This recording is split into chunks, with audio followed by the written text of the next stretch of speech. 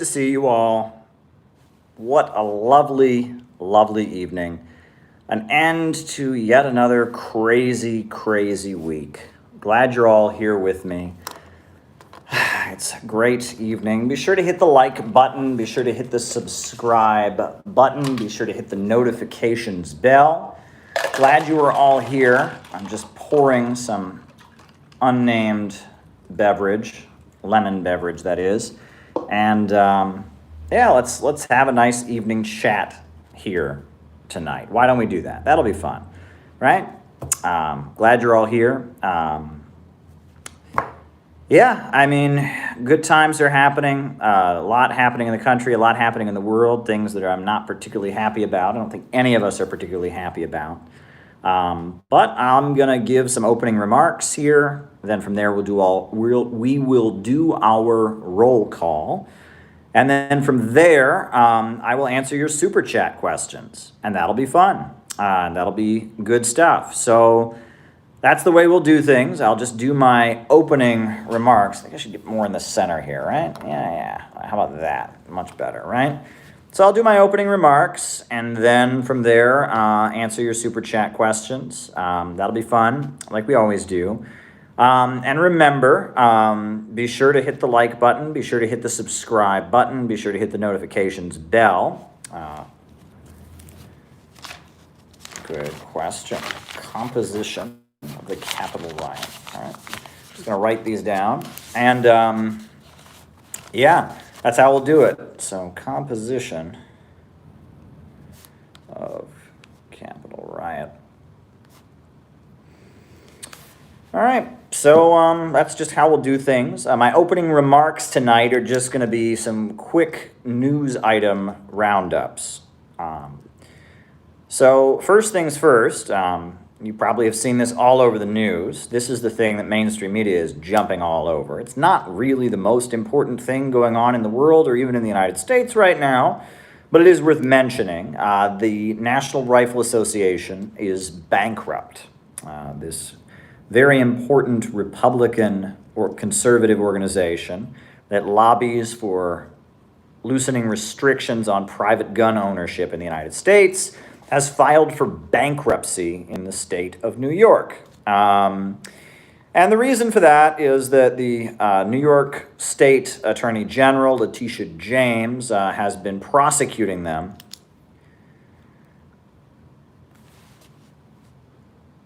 mass murder this weekend.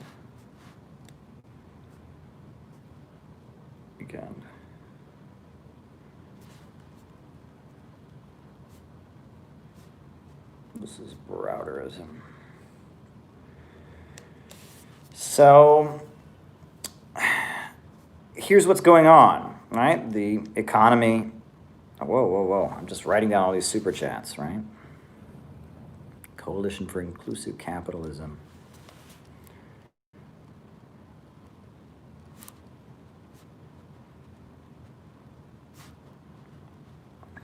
There you go, folks. Always wanting to answer super chat questions. So Letitia James, who is the New York State Attorney General, has been prosecuting the National Rifle Association, arguing that they're misusing their funds. So the National Rifle Association declared bankruptcy in the state of New York. And they are going to reset up, they're going to, reincorporate in the state of Texas. And they argue that the state of New York, where they were previously incorporated, was acting inappropriately, was trying to make it impossible for them to function. And this is a big political move, right? A lot of those gun manufacturers in the United States are tied to military and weapons manufacturers. The NRA is also a very big part of conservatism and the Republican Party. I mean, if you look at all their ads, they're all about communism and hating Iran. And, it's about a lot more than just owning guns, right? The NRA is about a lot more than just private gun ownership. It's a general right-wing conservative organization. And it seems like they are now declaring bankruptcy in the state of New York. That's not really the most important news item that's happening, but it is worth being aware of. Another important point is that there are 20,000 National Guard troops in Washington, D.C. right now. Some of them are sleeping on the floors of the U.S. Capitol, and they will be there until the inauguration of Joe Biden takes place on Wednesday. Wednesday is January 20th, and that is the day that Joe Biden will take the oath of office and will become the new president of the United States. Now, a number of these people that were part of the Capitol riot, they're calling it in Washington, D.C., a lot of those folks are being prosecuted, and they seem to all be going for, I love this, right? They're going with the Donald Trump defense. They're saying Donald Trump made them do it. They weren't breaking the law. The president of the United States, the commander-in-chief of the U.S. military, told them to do what they did. That's the defense they're going with. And that's certainly quite amusing. Leftists. Military. That's certainly quite amusing that they would argue that. Now, that raises the question, is it possible that some of them will testify against Donald Trump at the impeachment trial? Is that possible? Now, if they're saying that Donald Trump was in on the conspiracy, one thing I will say is that, QAnon as a movement, right? The QAnon folks, they believe they're getting secret messages from somebody inside the government, with a Q-level security clearance. That's QAnon. They're extremely vulnerable to getting set up because they already think someone in the government is telling them what to do, right? So if someone comes to them and starts giving them instructions and says, I'm from the government, that's not going to violate their script at all, right? Most activist kind of groups, if someone shows up and says, hi, I'm from the FBI, the CIA, I'm working for the government, people say, see ya, you're an informer, you're a spy. QAnon, on the other hand, would say, oh, you must be with Q. And so who knows who we're giving these people instructions? I'm sure we will find out more and more details as this develops. But, the defense these people are arguing is Trump made us do it. So the question is, will these folks end up testifying against Trump in impeachment proceedings or elsewhere? Do they have any evidence to back this up? Do they have emails, signed by somebody claiming to be from the president's office? I mean, if they're saying that what they did at the Capitol was directed by the president of the United States, and they can prove that, that's a big deal. That's a very, very big deal, right? There's a whole history of this during the 1970s. People would make the CIA defense. They would say, the CIA told me to sell drugs, the CIA told me to smuggle these weapons, and usually jurors wouldn't buy it. They wouldn't buy it, usually. But we are in a different time. Relationship with Eastern Europe fashion groups and alt-right circles. All right.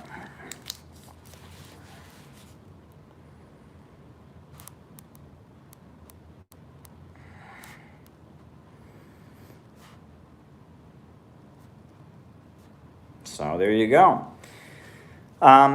So one thing I did want to mention, and it really should be mentioned, is so just a few days ago, not Donald Trump, but the Trump administration, Mike Pompeo, the U.S. Secretary of State, he declared Cuba to be a state sponsor of terrorism, right? Now, Barack Obama had lifted that designation, established diplomatic relations with Cuba. Now, Cuba is once again designated as a state sponsor of terrorism. And what more, in Yemen, the Ansarullah organization, Ansarullah, the Houthis, have also been designated as a foreign terrorist organization. And both of these moves are extremely problematic. Cuba is not a terrorist, sponsoring country, number one. And Ansarullah Houthis are not terrorists in Yemen. I align with so much for what you say. Are there any books by Marxists of color you can recommend? Yes, there are.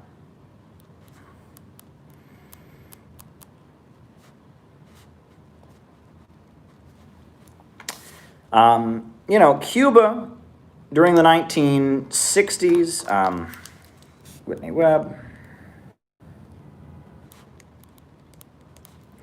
Cuba during the 1960s, it declared, it had the Tricontinental Congress, where Che Guevara spoke.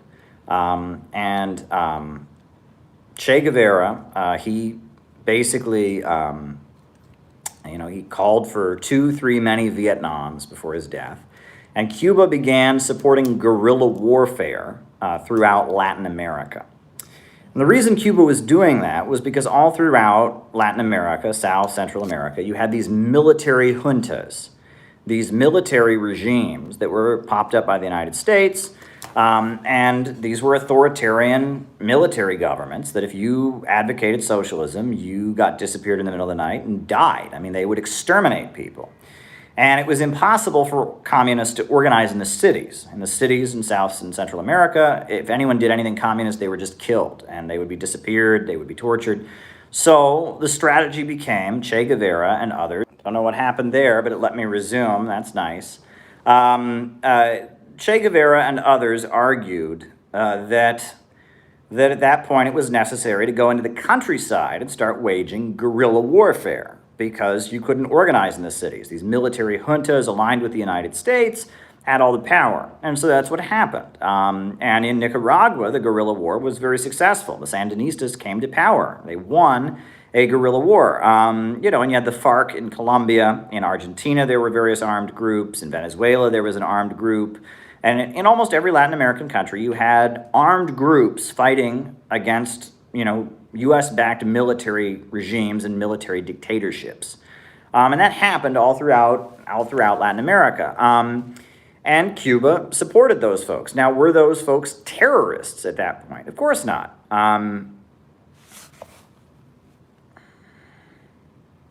Okay.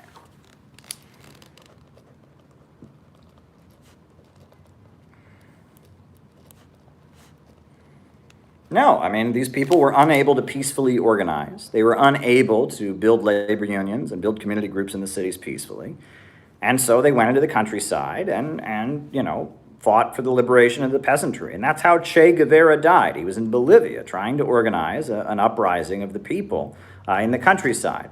Now, what has happened, though, is that Cuba hasn't changed. It still supports the people of South and Central America fighting for their freedom, but no more do you have these military juntas in Venezuela, Bolivia, Ecuador, and Chile, and many countries. You can peacefully organize now. They don't have these military juntas anymore. Communists and left-wing forces are able to participate in the elections and participate legally. And because of that, Cuba is no longer supporting these groups in waging armed struggle.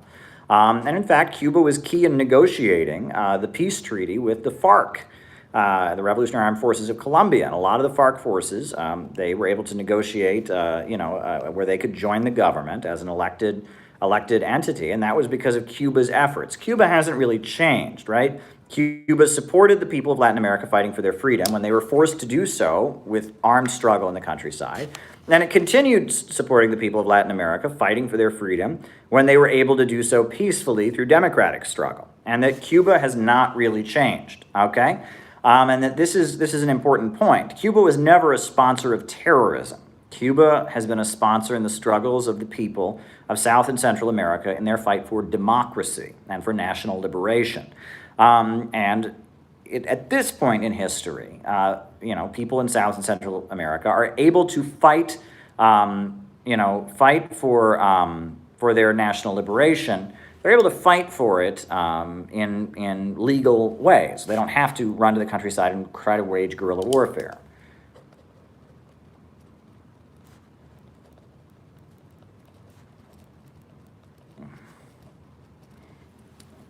All right, a lot of super chats coming in here.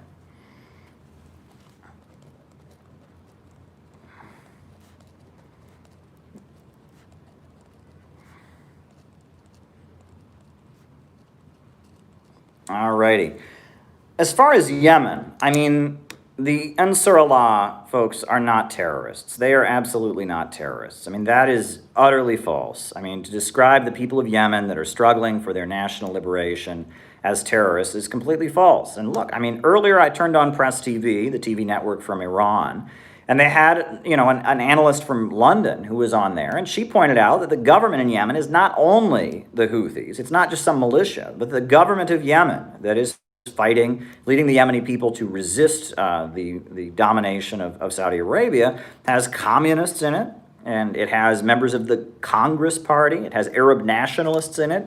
It's not simply, the Houthi organization. The Houthis have the biggest military force. They have the biggest armed force in Yemen that's fighting against Saudi Arabia. But they are not the only force. And, for Mike Pompeo to declare the people of Yemen as they struggle against Saudi domination to be terrorists is just absolutely absurd. And what it does is it prevents negotiation, right? I mean, at some point, the only way this war in Yemen is going to end is there has to be negotiation, right? At some point, you know, the world is going to have to recognize the Yemeni government, the communists and the Ansar Allah group and the various groups, the Arab nationalists and others, are going to have to be recognized as a legitimate government of Yemen.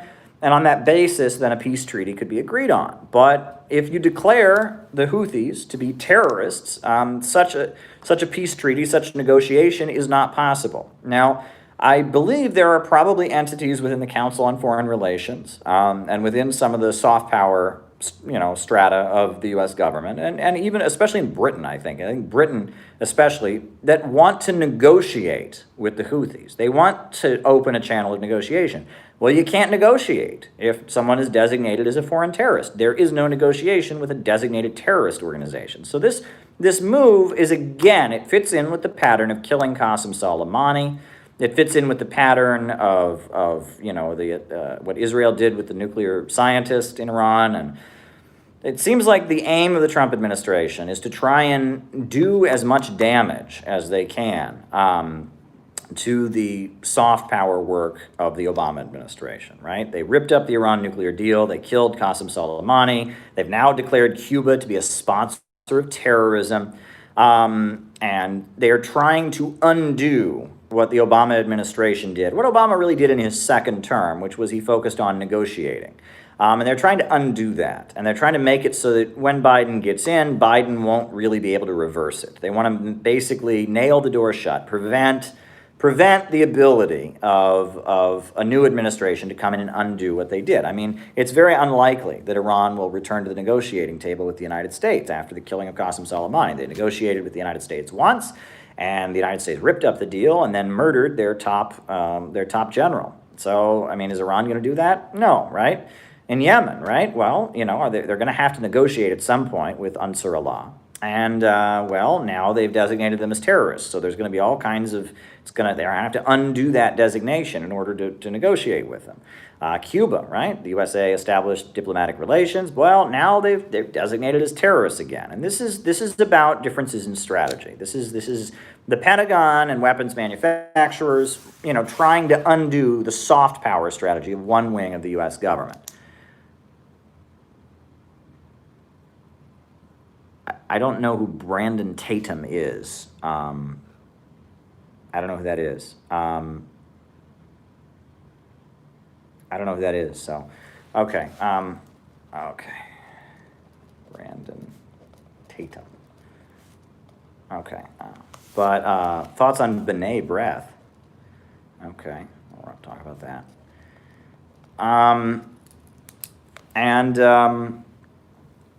So there you go. Now, as far as Yemen is concerned, the narrative that you get from neoconservatives about Yemen is that the war in Yemen is a proxy war with Iran, that the Houthi forces, Ansar Allah, these are simply puppets of Iran, and this is Iran trying to take over Yemen. That is not an accurate assessment of what's going on by any means. That is simply not accurate at all. If that was the case, if that was actually the case, the Kingdom of Saudi Arabia, that has the fourth largest military budget of any country in the world, they would have won this war a long time ago. This war would not have lasted a week. It wouldn't have lasted 6 months, but it's been going for 5 years now. If the Yemeni forces, the Revolutionary Committee, Ansar Allah, the communists, the Congress Party, if those forces didn't have popular support, then this war would have ended. They clearly have popular support. At this point, 28 million people in Yemen. That's the population, 28 million people. 80% of those people are dependent on food aid right now. There is a blockade on Yemen that the Saudis have set up, and they're starving the country. They're trying to starve the country into submission. 80% of the population are dependent on food aid. And designating Ansar Allah as a foreign terrorist organization is going to make it more difficult for international agencies to deliver aid, right? Because at that point, if anyone in Yemen, if one of these international organizations, like the UN Relief Works Agency, if one of them check out Brandon Tatum's latest video. Okay. If one of these organizations, were to give aid to somebody, a person in Yemen, and that person that they gave, food to in a box, if that were to be done, and that person turned out to be a leader of Ansar Allah, that person would be in huge violation of U.S. law. They'd be aiding terrorism now because of this designation.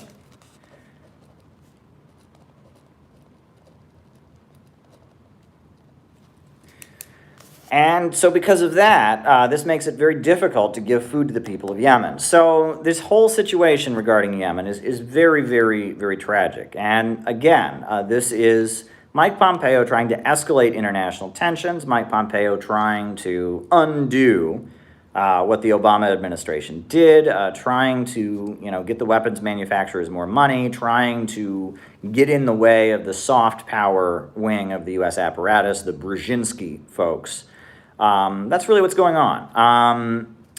Now, one thing that I think is rather important, this is very important to understand, is that, I've written a lot about Silicon Valley. And I talk a lot about the late Cold War. The early Cold War, that's the Korean War, that's McCarthyism, etc. But after the U.S. was defeated in Vietnam, the way the Cold War was fought and the strategy of the United States really shifted. The CIA liberals had the upper hand, right? The CIA liberal wing kind of had the upper hand. And the military-industrial complex, it still had a lot of power, but it wasn't anywhere near as strong. And Zbigniew Brzezinski, he was the foreign policy advisor of Lyndon Johnson. He was the foreign policy advisor of Jimmy Carter. Jimmy Carter actually called himself a student of Zbigniew Brzezinski. That's, Morning Joe, Mika, that's her dad, all right? Mika Brzezinski on Morning Joe is the daughter of Zbigniew Brzezinski. And Zbigniew Brzezinski, he wrote a book, Between Two Ages, where he referred to what he called a technotronic age. That's a crazy word, technotronic. But what it refers to is an age in which information and control of information can be used to rule society. And there was a strategy, right? We know that Google, Facebook, IBM, Apple, the Silicon Valley boom, the computer revolution wouldn't have happened without strategic allocation of funds and money and resources being arranged by American intelligence. And it was about trying to carry out the information age, not technocratic, technotronic. It was about trying to carry out the information revolution, new modes of information, and have the United States and entities that were in bed with American intelligence at the center of it. And that was very much the strategy that Zbigniew Brzezinski was pushing. Now, Brzezinski also was really into color revolutions.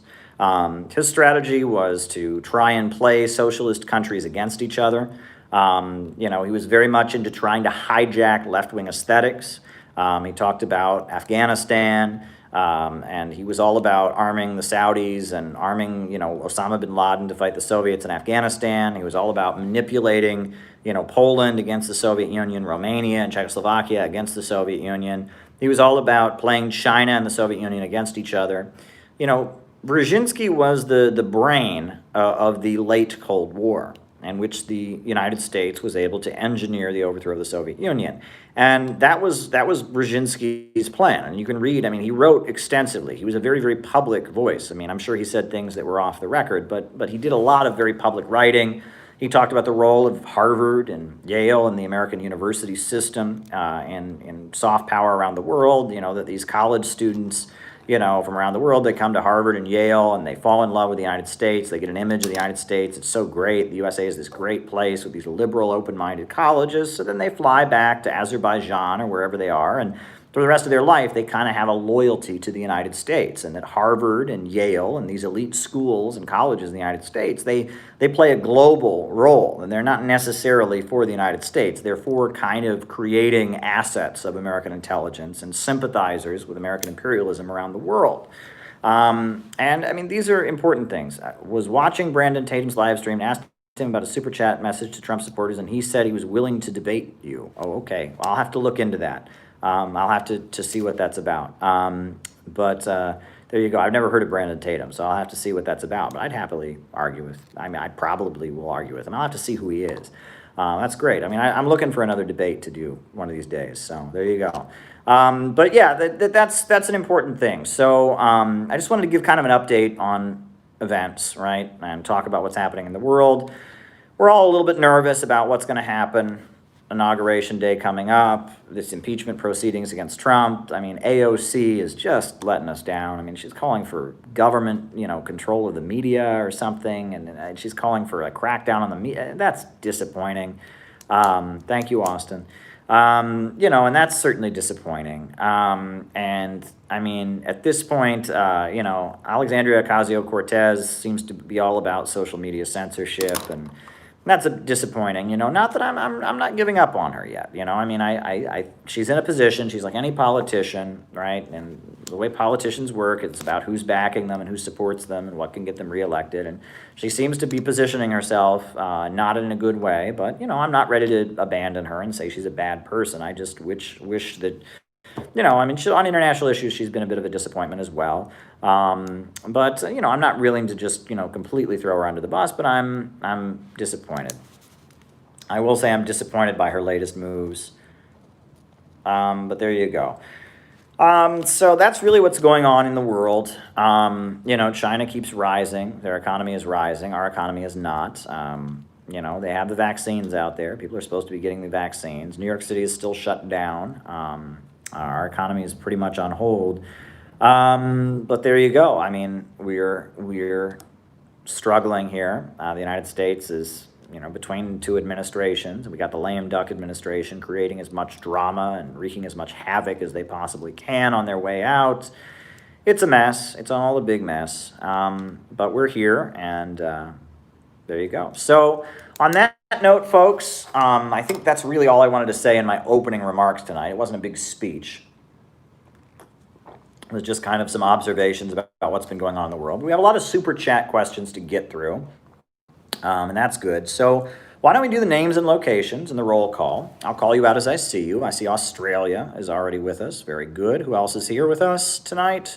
Who else is here? Who else is with us tonight? Names and locations. Jose from Albuquerque, Pearl Harbor, Spain, Greece, Bendigo, Australia, David Fox, Oklahoma, Gateshead, England, Auckland, New Zealand, Toronto, Sham from Cleveland Wasteland, Cincinnati, Ohio, Jenny Lynn, friend of the show, JT24, San Francisco Bay Area, Liverpool, UK, Alberta, Juan from Mexico, Kathy from Boston, Henderson, Nevada, Space Coast, Florida, Billings, Montana, Puerto Rico, Philly, Los Angeles, Chicago, Auckland, New Zealand, Australia, Boston, the Netherlands, Walking to the Factory of Ideas, Dallas, Texas, Pendleton, Oregon, home of Debs, Terre Haute, Indiana, Bitcoin Land, Balthazar, Oakland, Jack Dundee, UK, Toronto, Students and Youth for a New America, Virginia, Sign Beltway, Babylon, USA, Youngstown, Ohio, Don from Mickey Rocks, Pennsylvania, West Palm Beach, the Netherlands, Tom from Pennsylvania, nowhere particular, Houston, Aberdeen, Scotland, Pomona, California, Pencil Factory, Fairhope, Alabama, Four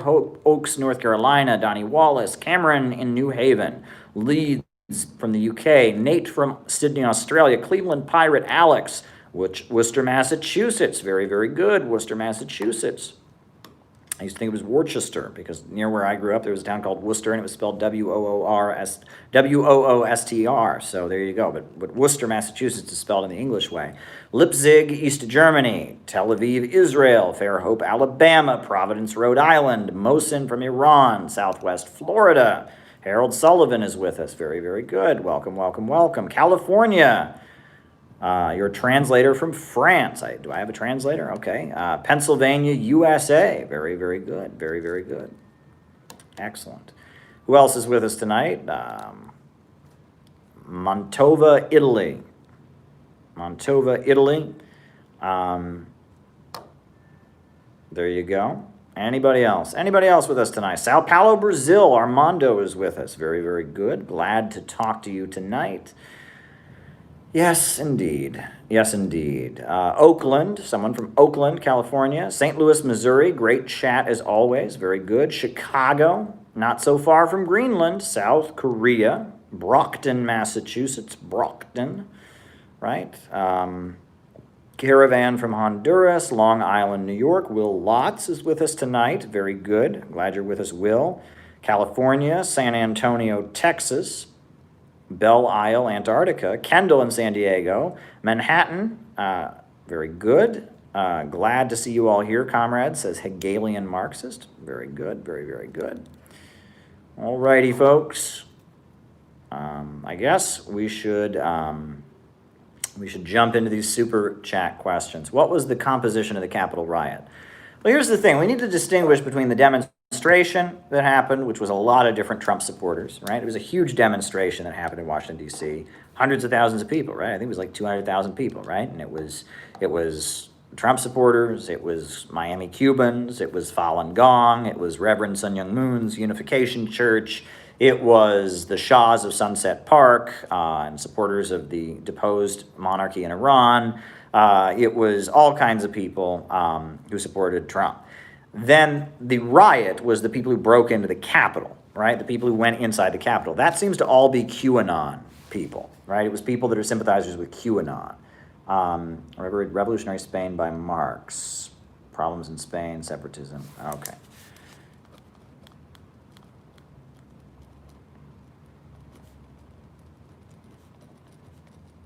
So,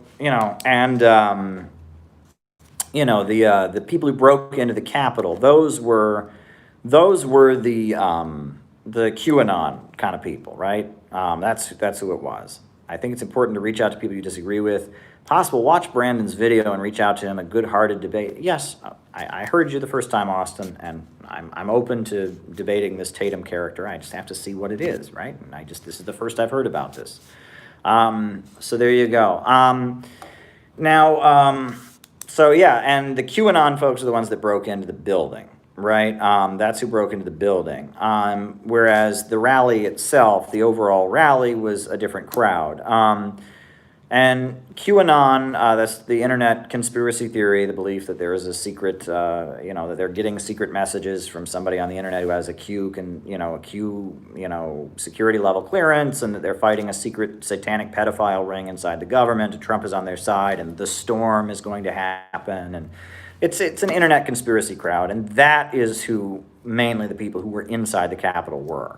Whereas the rally itself was a huge cross-section of people in the United States who support Trump. So there's a little bit of a difference there. We know that the woman who was killed, Ashley Babbitt, she was a QAnon enthusiast. She owned a business, and on her business she said, she had the words mask-free autonomous zone on her business's door. It was like a bar or something that she owned, and this guy with the buffalo head, that guy, he was, who was he? That guy with the buffalo head. His name is Jake Angeli, and that he was a failed actor. He didn't have a successful acting career. And first he was in the climate movement. He was one of the climate protesters, and then he became a QAnon protester. And that's where he came from. Was Donald Trump used as a tool of the bourgeoisie to divide and conquer?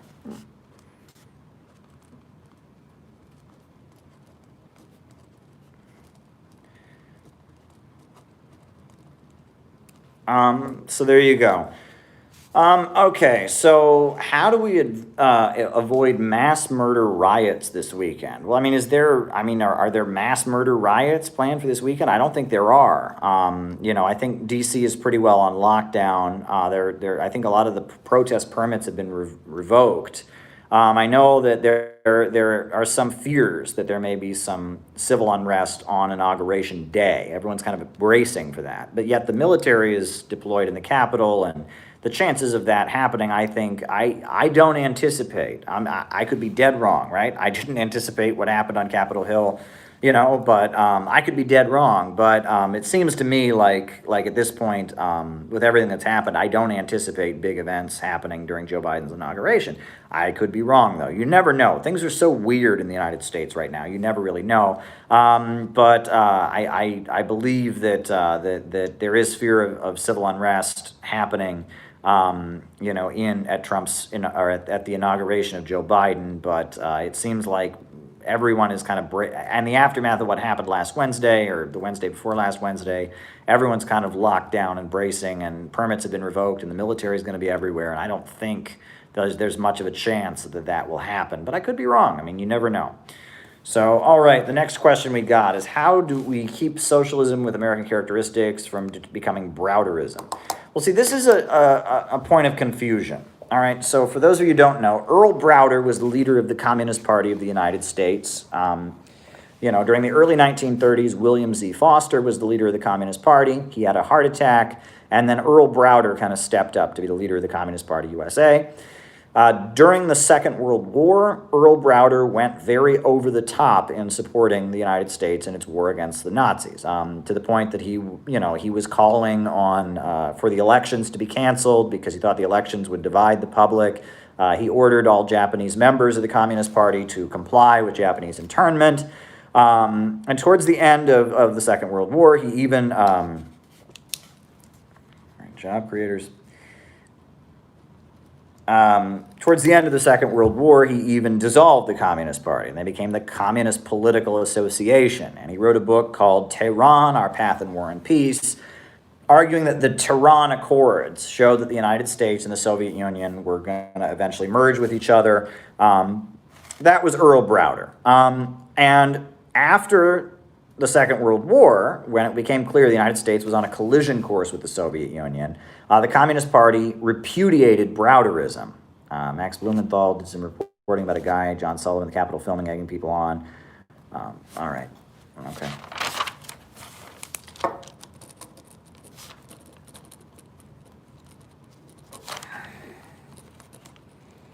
So Browder dissolved the Communist Party USA and made it the Communist Political Association. One thing for sure, everyone stay safe during this time as there is a big struggle ahead. Absolutely, David Fox. I mean, this is not the time to go out and get killed. I mean, my goodness. I mean, you're free to do what you want in the United States, but I mean, I don't think it would be a good use of anybody's time to participate in this mess happening, in D.C. these days. I would stay home if I was you, but that's up to you. So Earl Browder dissolved the Communist Party.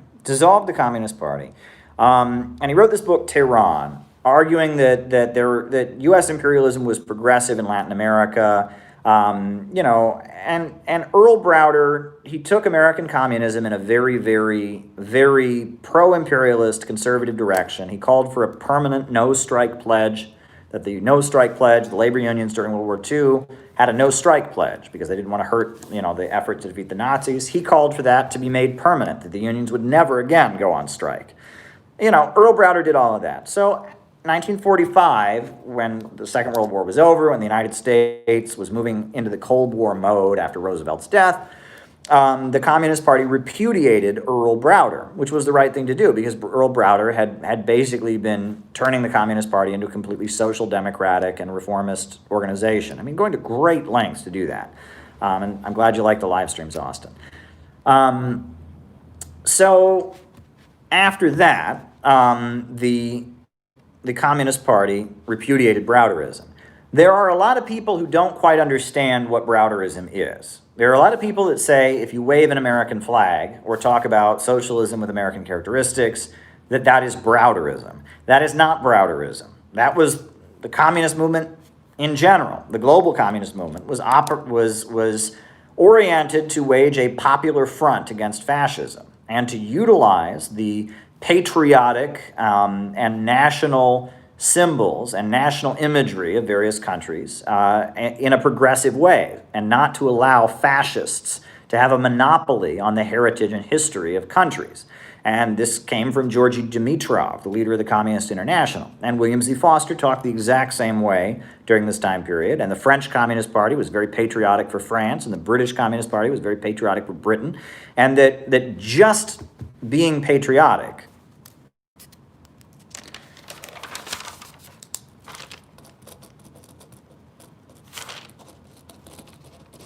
Middle East, just invoking the progressive history of the United States is not in and of itself Browderism. Browderism is a belief that there is no more class struggle, that you should dissolve the Communist Party, that U.S. imperialism is progressive in Latin America, that there should be a no-strike pledge. Browderism was a complete repudiation of everything the Communist Party stood for.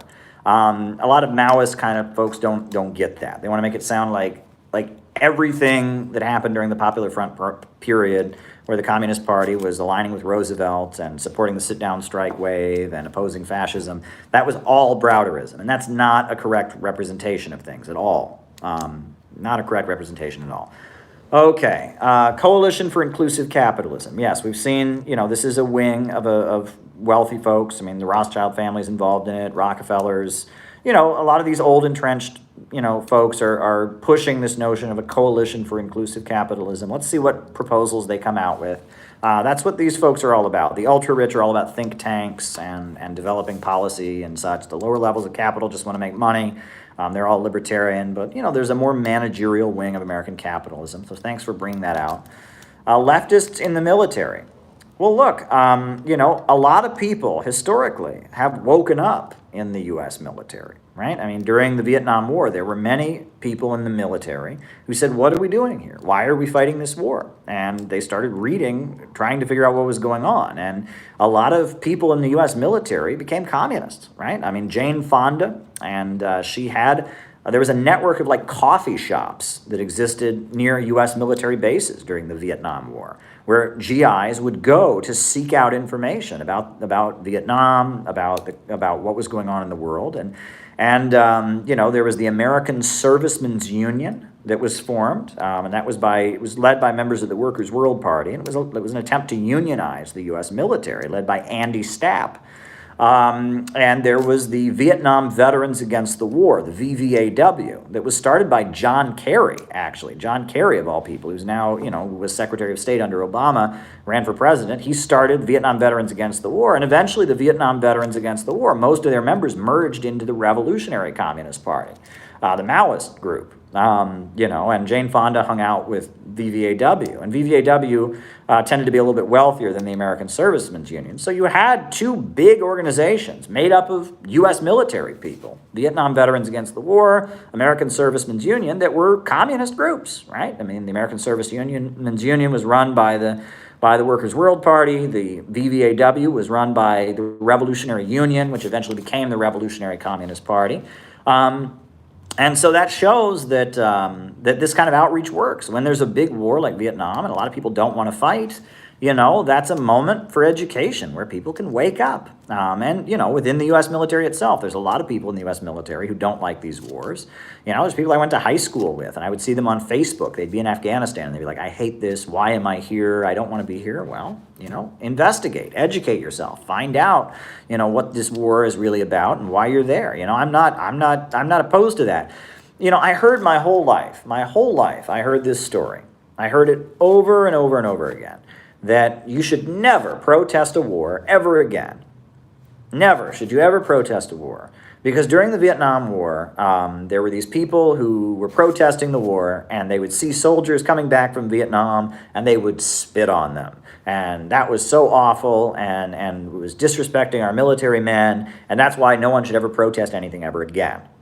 Well, the thing is, many people who were there, who were anti-war activists, right, who did, protest the war in the 1960s, many veterans themselves, Vietnam veterans, have said that never happened, right, have said that this didn't happen. The policy of the anti-war movement, of Students for a Democratic Society, of communist groups, was to try and recruit soldiers to be against the war. It was not to spit on them and call them baby killers and all that. And that this whole myth has developed, and it's in the movie Rambo. If you watch Rambo, First Blood, Sylvester Stallone's like that. I came back from Vietnam and they spit on me. Who do these maggots think they are? It's in a movie. It was popularized in a Hollywood movie, and it's been repeated on television over and over and over again. And it's just this popular culture myth that developed. And it's in the movie Forrest Gump. If you see the movie Forrest Gump, it's in that movie. And it's just kind of developed. But if you watch, there's a very good documentary called Sir, No Sir, that says that simply didn't happen. That's just not what happened, right? And really, the Vietnam War, part of the reason it ended was because there was a state of revolt in the military itself. In the military itself, soldiers were rising up and refusing to fight, and there was a huge amount of defection of GIs, U.S. soldiers who would flee, would defect and run away basically, and move to Sweden or move to France or something, and not go back to the United States, and and that's why it's kind of beyond me, right? Because I heard my whole life that leftists hate the military, hate soldiers, think soldiers are baby killers, blah blah, and I mean that's not true. Right? But now I see weird things on the internet. Like there's a guy who is a big leader of the PSL, who's in the U.S., who was a former U.S. military soldier, and who became an anti-war activist. Good for him.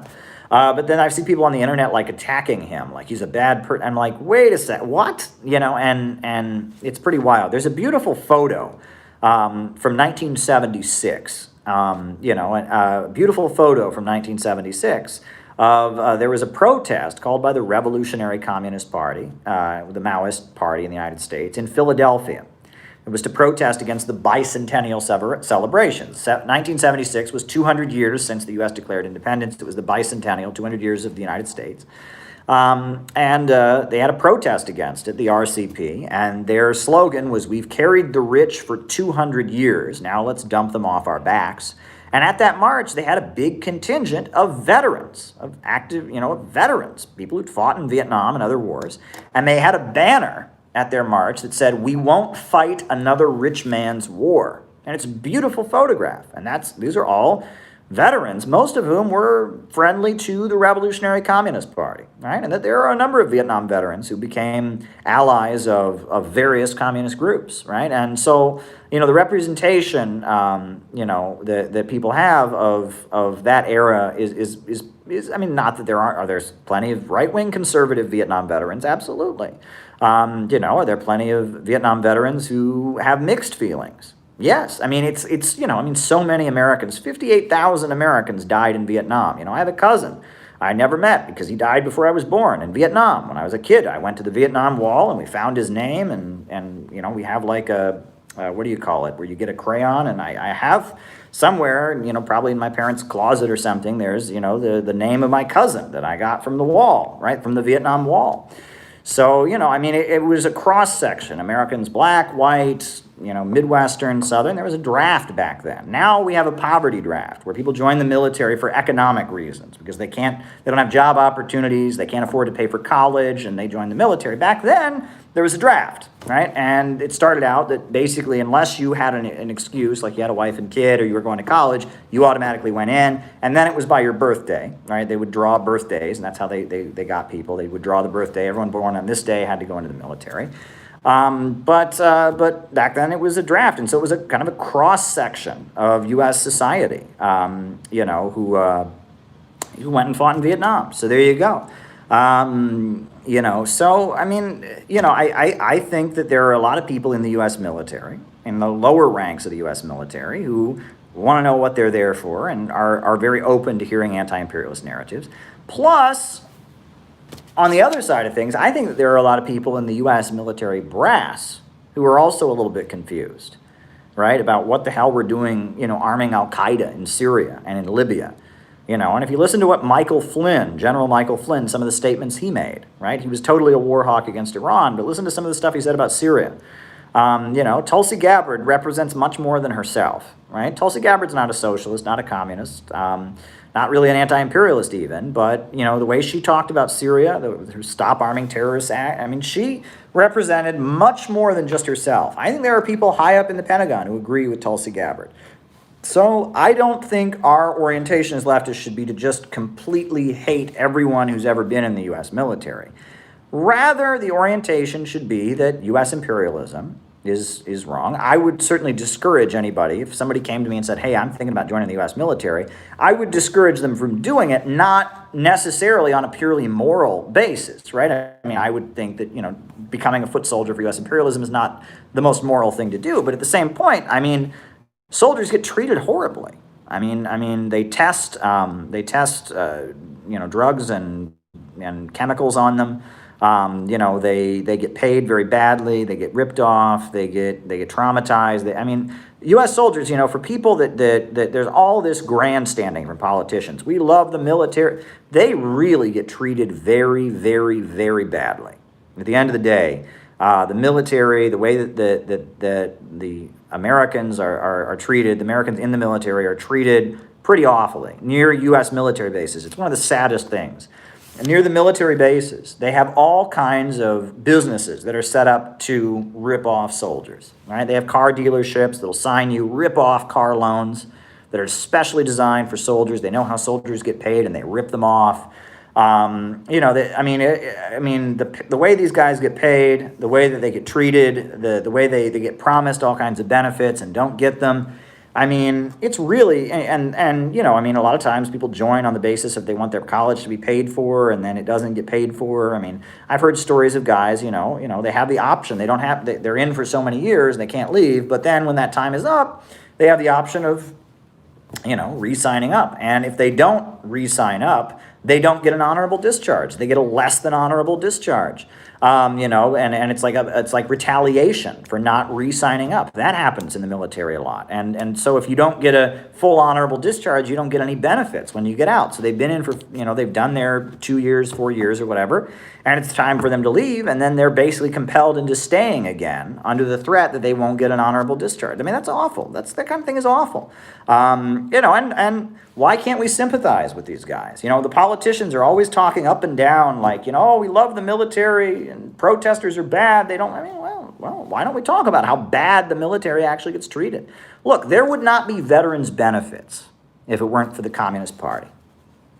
Bet you didn't know that. There would not be veterans benefits if it weren't for the Communist Party.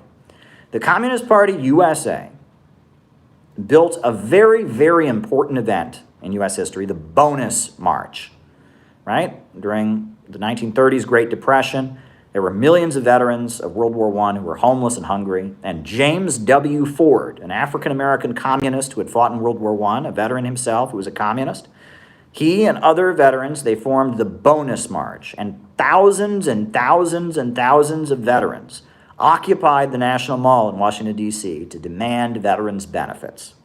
Read about this, right? And the Bonus Army that occupied the National Mall, slept in tents in the National Mall, the Bonus Army, the Bonus Marchers, that was a historic event. And it's because of that veterans get a lot of the benefits, that the VA was created and things like that. It's because of communists. So this idea that communists hate veterans, they hate our troops, they hate our freedom, malarkey. Veterans' benefits were won by communists. So there you go. Don't buy this idea that we're all unpatriotic hippies who burn the flag and, come on. Communists have done a lot to benefit this country. So there you go. Okay, Eastern European fascists and the alt-right. Well, that's an interesting thing. So, we'll see, I don't study the alt-right, okay? I'm not like one of these alt-right. Let me say this before we get into that. All right, I am a little bit annoyed, I'll be honest, with leftists who don't really seem to really be opposed to capitalism. They're just opposed to quote-unquote fascism, right? The problem is capitalism. The problem is a system where profits are in command. The problem is the exploitation of man by man. The problem is greed. The problem is the fact that we don't have a government that fights for working people. We have a government that works for the benefit of bankers and billionaires.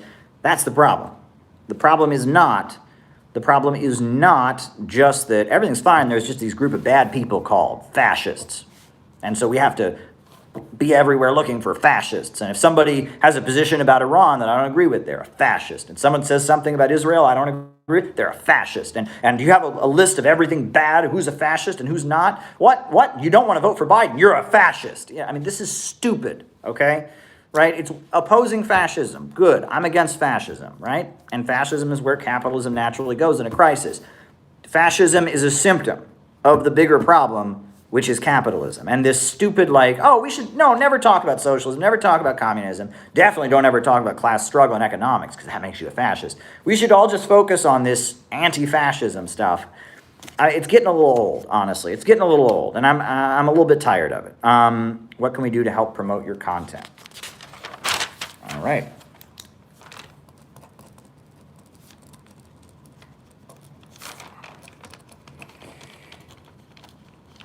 So I want to say that. Now, as far as Eastern European fascists and the alt-right, okay, so the alt-right is Richard Spencer. That's the man who coined the term. Richard Spencer is a white nationalist, and he's from a wealthy family, and he started, this movement he calls the alt-right, and they're young, and they're trying to give a new face to white supremacist politics, right? And instead of calling it white nationalism, they call it alt-right, alternative right, right? They're right-wing, but they're not the mainstream right-wing. They're an alternative right-wing. In the United States, there has really, since the beginning of the Cold War, maybe even a little bit since the 1930s, there has been a current of people that you could call, that are from Eastern Europe, that are people that are very, very anti-communist, and a lot of them have pro-fascist sympathies. And for these people, it's not so much about politics, it's an ethnic thing. And I lived in Cleveland, right? For years, I lived in Cleveland. I was an activist in Cleveland. Ukrainian Americans in Cleveland, right? A lot of them, you talk to them, right? Part of what it means to be a good Ukrainian American is you hate Russia and you hate the Soviet Union, you hate communism with all your heart and mind, you hate the Democrats because they're all a bunch of communists.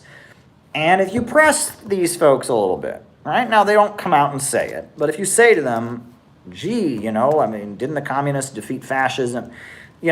Eventually, if you push on them enough, you can get them to start saying things like the Holocaust didn't happen, that communism is a plot by Jews to destroy the great Ukrainian nation, that Russians are secretly Jews, and that's why they're communists, and they're secretly Jews, and you can get anti-Semitic, pro-Hitler things to come out of their mouths. They don't come out with it. It's not for public consumption. But if you argue with them enough about politics, they're fascists. They're Nazi sympathizers.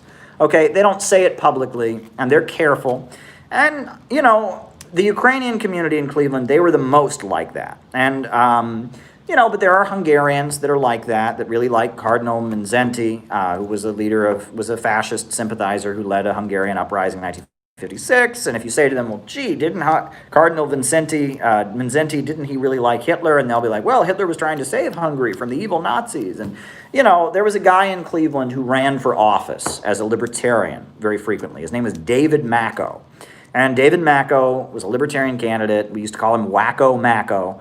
And he was also a member of the John Birch Society. And he was a Nazi sympathizer, Holocaust denier. He was a fascist, right? And he would try to show up at anti-war meetings and infiltrate anti-war groups, but he was a Nazi.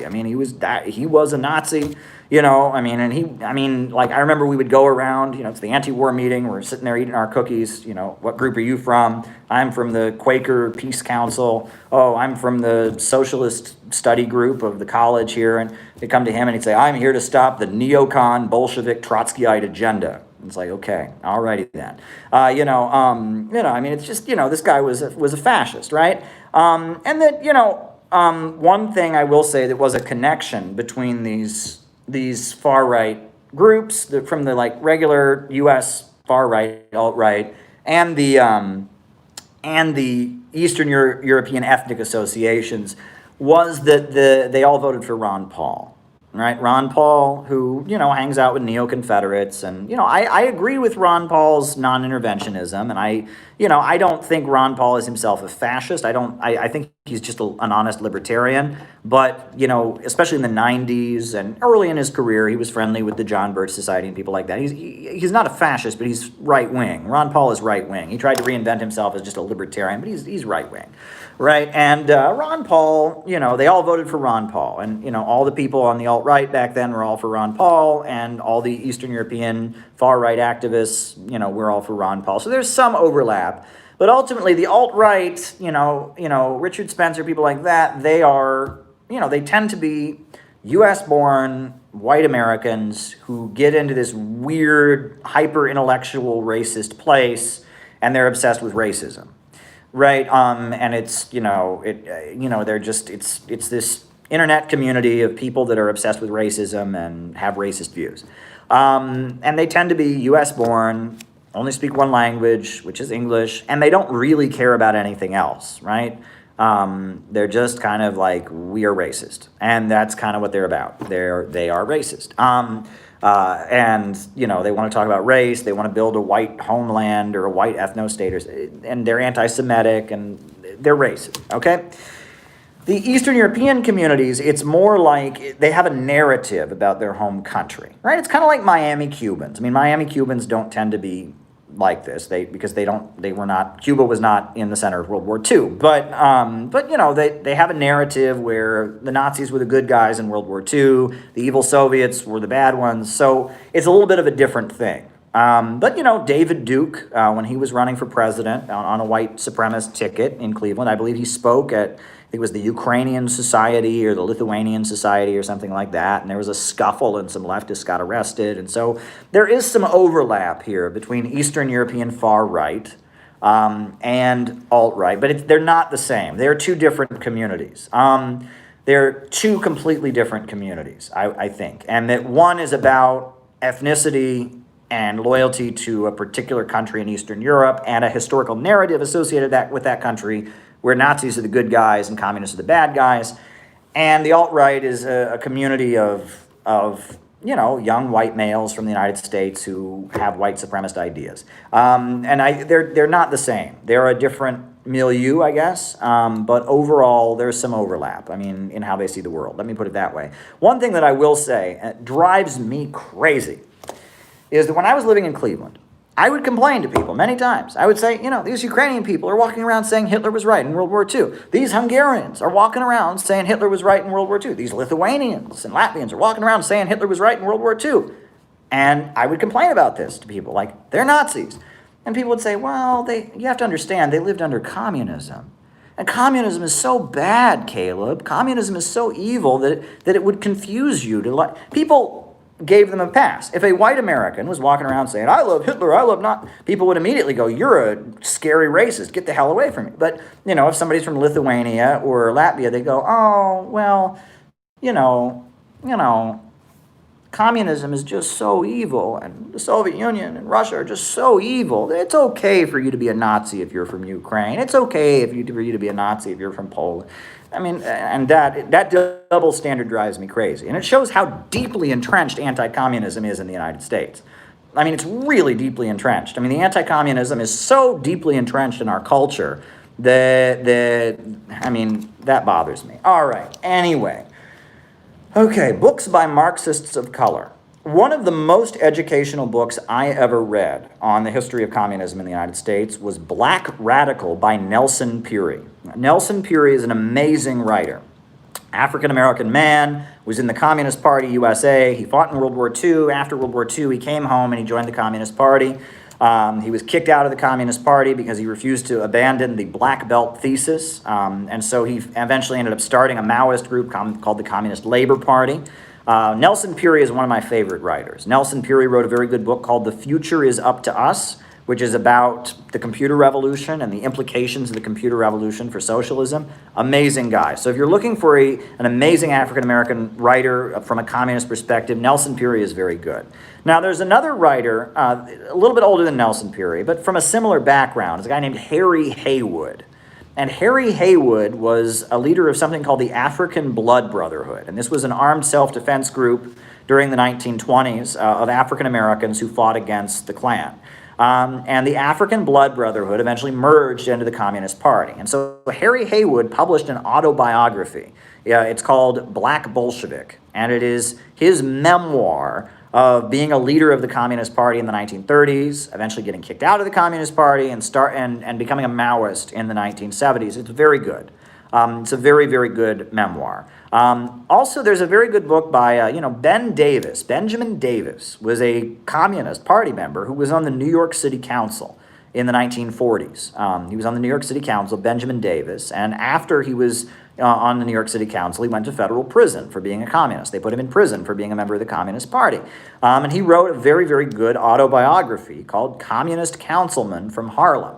So I would check that out as well. There are a number of great African-American communist writers. There are many, many. I mean, William L. Patterson who was the man who wrote We Charge Genocide, which was a document presented at the United Nations accusing the United States of committing genocide against the African American community. The Soviet Union gave a platform to this American communist writer to charge the United States with genocide. We Charge Genocide. And I knew old communists who would sell We Charge Genocide, this pamphlet. It was like a pamphlet written by William L. Patterson, a leader of the Communist Party, presented at the UN, would sell it on street corners. And all over the United States, Communist Party members walked up and down the streets of black neighborhoods selling this pamphlet, We Charge Genocide. And they would sell it for a nickel or a dime. And it was all over the United States. This document presented at the United Nations, written by an African-American communist accusing the U.S. government of genocide. Amazing stuff. I love the speeches of Kwame Ture, right? Kwame Ture is very ideological, very ideological. He was Stokely Carmichael, later joined the Black Panthers, became Kwame Ture, started the All-African People's Revolutionary Party. Kwame Ture, the scientific socialist, I really have a lot of admiration for him. Very much a critic of imperialism, an anti-Zionist, a critic of Israel. I have a lot of admiration. I've learned a lot from Kwame Ture. Huey Newton's writings are very, very good, especially his theoretical writings. So there are many African-American communist leaders who've done amazing writing that I've learned from over the years.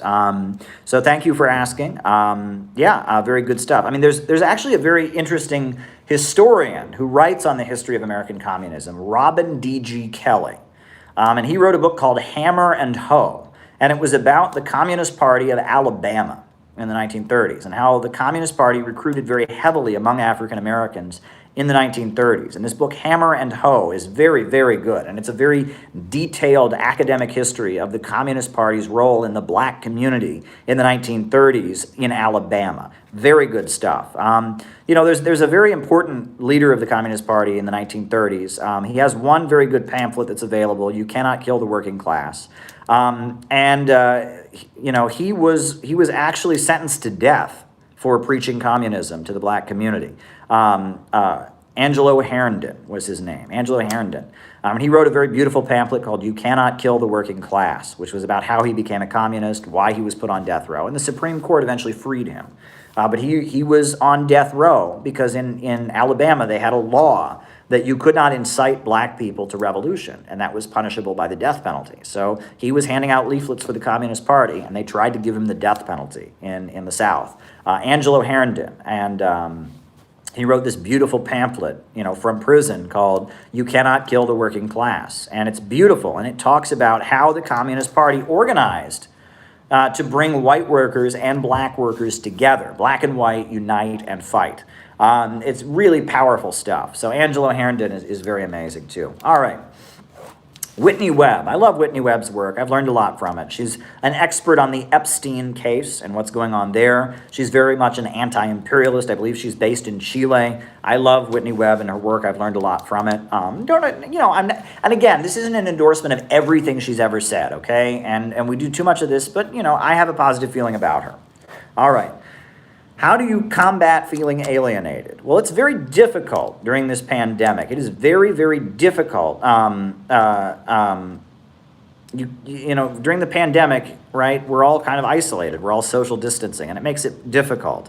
But if you're alienated, you need to be part of a community. Community is what gives human beings meaning. So the more that you can be involved in community, the more that you can be connected with other people, the more you can be thinking about other people and their needs and their wishes, and thinking about how you are similar to other people, and the more you can maintain connections, the more you can build relationships, the better. I mean, I think this community is a great way to combat alienation. The fact that we can get on here, we know each other, I read the names from the super chats, and it's much similar people, and that's okay. We're all here and we're enjoying each other's company. It's really, really important.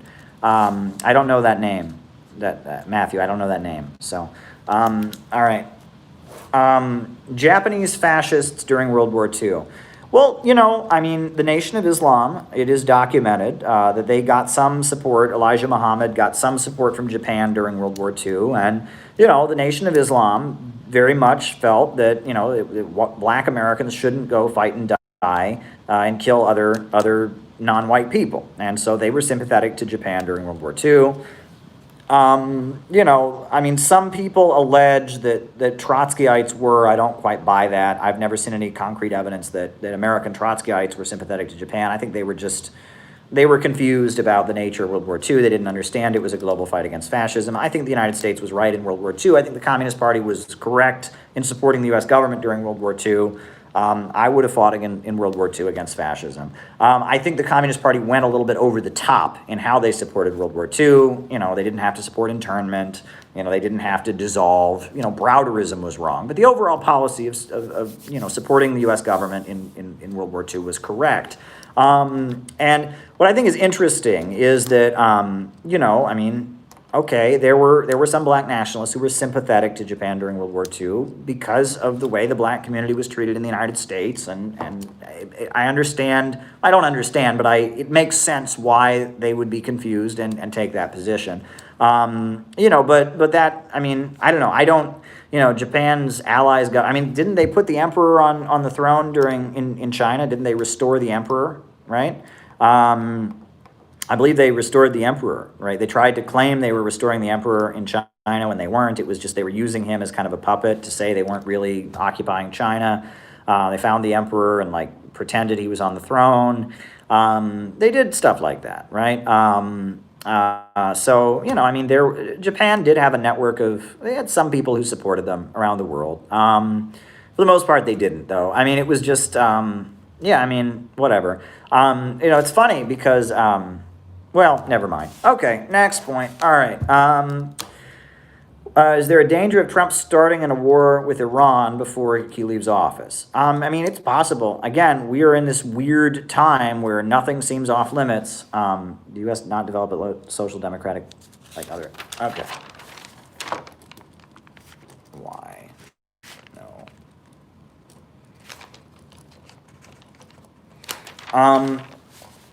I mean, it's possible. I feel like everyone's still reacting over how crazy what happened on Capitol Hill was. So I feel like, no, but you never know, right? I mean, that may be, I mean, there's a big danger. There's a big danger. I mean, what Pompeo did today, declaring the Houthis of Yemen to be terrorists, sanctioning different Iranian entities, different entities in the United Arab Emirates, and different entities in some other country, I don't remember, Bahrain. I mean, that's so wrong. And I mean, they could be crazy. I'm going to have to watch this Brandon Tatum person. You know, I'm going to have to check him out. And I mean, if he wants to debate me, I don't see why I wouldn't do that, right? I mean, I can debate people. I generally can do such a thing. So, you know, but I'll have to watch and see what he's about. I've never heard of him before. So I'm glad he's interested in my videos. And yeah, there you go. All right. B'nai B'rith. B'nai B'rith, I believe, is like an Orthodox Jewish organization. I believe it's tied to the Anti-Defamation League. It's not the same thing, right? They're separate entities, but it's Orthodox Judaism, and they are fighting for the rights, or they're fighting against perceived anti-Semitism or actual anti-Semitism, right? Isn't that what they are? And that they tend to equate any support of the Palestinians, any opposition to Israel, with anti-Semitism, from my understanding. I don't really know that much about them, honestly. I really don't. You know, other than, yeah, I mean, I think, and I'm not even sure, is B'nai B'rith and the Anti-Defamation League the same thing? Are they the same thing or not? I don't know, actually. I really don't know that much about them, honestly. I know what the Anti-Defamation League is, the ADL. Right, and then I think I hear B'nai B'rith in the same category, and I think they're Orthodox Jews. They're like a nonprofit or a foundation of Orthodox Jews that go around exposing and accusing people of anti-Semitism. I think. I don't know. I really don't know that much about it. Was Che Guevara an adventurist? Well, look, you know, there's many admirable things about Che Guevara. Many, many admirable things about Che Guevara. I mean, this is a person who was so dedicated to fighting for the rights of poor people and so dedicated to fighting imperialism that he ultimately gave his life, and that, you know, immediately after he fought in Cuba, a country that wasn't his country. I mean, and he went and he fought in their revolution, and then immediately after the Cuban Revolution, he's saying, how can we spread this around the Americas? Che Guevara is a definitely admirable figure. I would say, thank you for liking my video on the Trump supporter stuff, Tamer. Thank you. as I will say that Che Guevara's economic theories, his theory of the new socialist man in Cuba is not correct, right? That he was trying to create equality in the context of extreme scarcity. He argued that Cuba could basically go to full communism in scarcity, which is what the Gang of Four said, and that's an ultra-leftist position. I think Che Guevara was very correct in calling out the Soviet Union in a lot of ways, saying the Soviet Union should give more aid to people in the developing world fighting for their independence, and that his criticism of the Soviet Union in the early 60s is actually somewhat similar to the criticisms that Mao had and others, and that I think what he said about the Soviet Union, that the only way the Soviet Union could really be safe was to fight imperialism, I think that makes a lot of sense. I wouldn't call Che Guevara an adventurist necessarily. He was very dedicated to the guerrilla warfare strategy, but you have to remember at that time, most of South America, Central America, most of South and Central America were brutal military juntas, where you could not organize peacefully for socialism in the cities. So revolutionaries had to flee to the countryside and try to carve out liberated territory because they could not organize in the cities. They were not allowed to peacefully organize. So what Che Guevara was advocating, it was what you could do. If you lived in Nicaragua in the early 70s and you were in Managua handing out leaflets for communism, you got disappeared and you got never heard from again. So if you're going to fight for communism, you can't do it there. So you go to the countryside and you carve out liberated territories and fight for the rights of the peasantry, right? And the different times call for different tactics. What Che Guevara did in Cuba, it was very effective. What eventually a Guevaranist strategy was successful in Nicaragua. It was somewhat successful in El Salvador. But it was not very successful in Colombia. And, conditions change. Lenin said that if the situation changes in 24 hours, the tactics must also change in 24 hours. And that there is no eternal playbook for communists. Communists should never be sitting there and saying, thus we must do because the Holy Book says. That's not how it works. If the situation changes in 24 hours, the tactics must also change in 24 hours. And that's why I don't think any communist group in the United States is really up to the task, because most of them have not changed their tactics in 50 years, okay? And that's just the reality. Most communist groups in the United States have not changed their tactics in 50 years.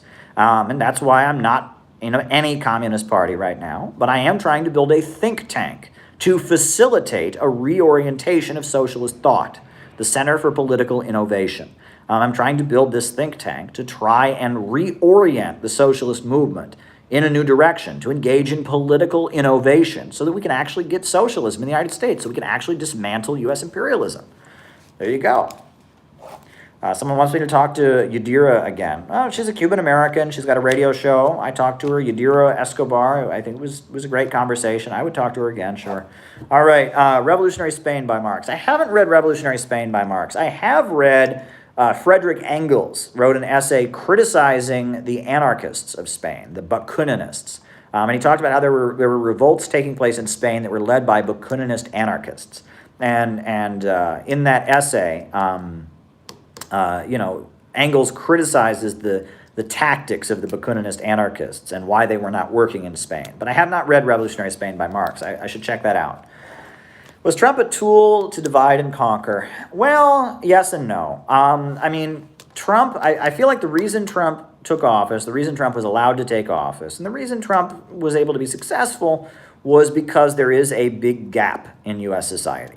There are a lot of people that are suffering, and there is a big cultural gap. The Midwestern and Southern states culturally have a different viewpoint than the coastal states. California and New York City, Chicago, there's a different cultural view, right? You go to the U.S. South, you go to the Midwest where I'm from a small town in Ohio, and people see things very differently. There is a cultural divide, okay? And that cultural divide leads to a situation where people don't see things eye to eye, and we have a situation in the United States where the economy is getting worse and worse, where populations are getting poorer and poorer and poorer, the living standard is dropping, the country is becoming less stable.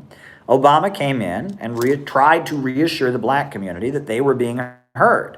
Well, Trump came in and was there to try and reassure the white community that they were being heard. You know, and that there is an attempt on, increasingly we see the rulers of the United States, they're not leading. They're not leading. They're not coming in and saying, all right, we're going to do this to fix the country. No. They're coming in and they're saying, oh, you're upset? Don't worry. It's going to be fine. It's going to be fine. I heard you. I heard you. And then they have the next president comes in and there's another section. Oh, you're upset? Don't worry. Don't worry. I got you. You're going to be fine. I mean, and listen to Joe Biden. That's what he sounds like. He doesn't sound like, I'm going to get in there. I'm going to be a strong leader. It's like, I know you're upset. It's going to be fine. It's going to be fine. I'm Joe Biden. Look, I'll say this, right? You guys, I swear, right? This is my prediction. I could be wrong. I've been wrong about these things before. I think Joe Biden is going to be in office for about a year. About a year, Joe Biden's going to be in office. And his phone's going to ring. Ring, ring, ring, ring. He's going to say, hello? It's going to be Barack Obama on the phone. Barack Obama's going to say, Joe, you're doing a heck of a job, Joe. Doing a heck of a job. But look, I think it's time that you step down. I think it's time that you step down. He's going to say, you know, why should I step down? Obama, Barack, I mean, I'm doing a great job. Why should I step down? And Barack Obama say, Joe, the reason you should step down, Joe, you're doing a great job. And if you step down now, you'll be known as the guy who was a great president, and you step down, and you'll have paved the way for Kamala Harris to be the first black woman president of the United States. It'll be amazing. So just step down, Joe. Just step down. And Joe will be like, but it's going great. I don't feel tired at all, Barack. What is it? Barack Obama's going to say to him, Joe, we got a lot of video of you.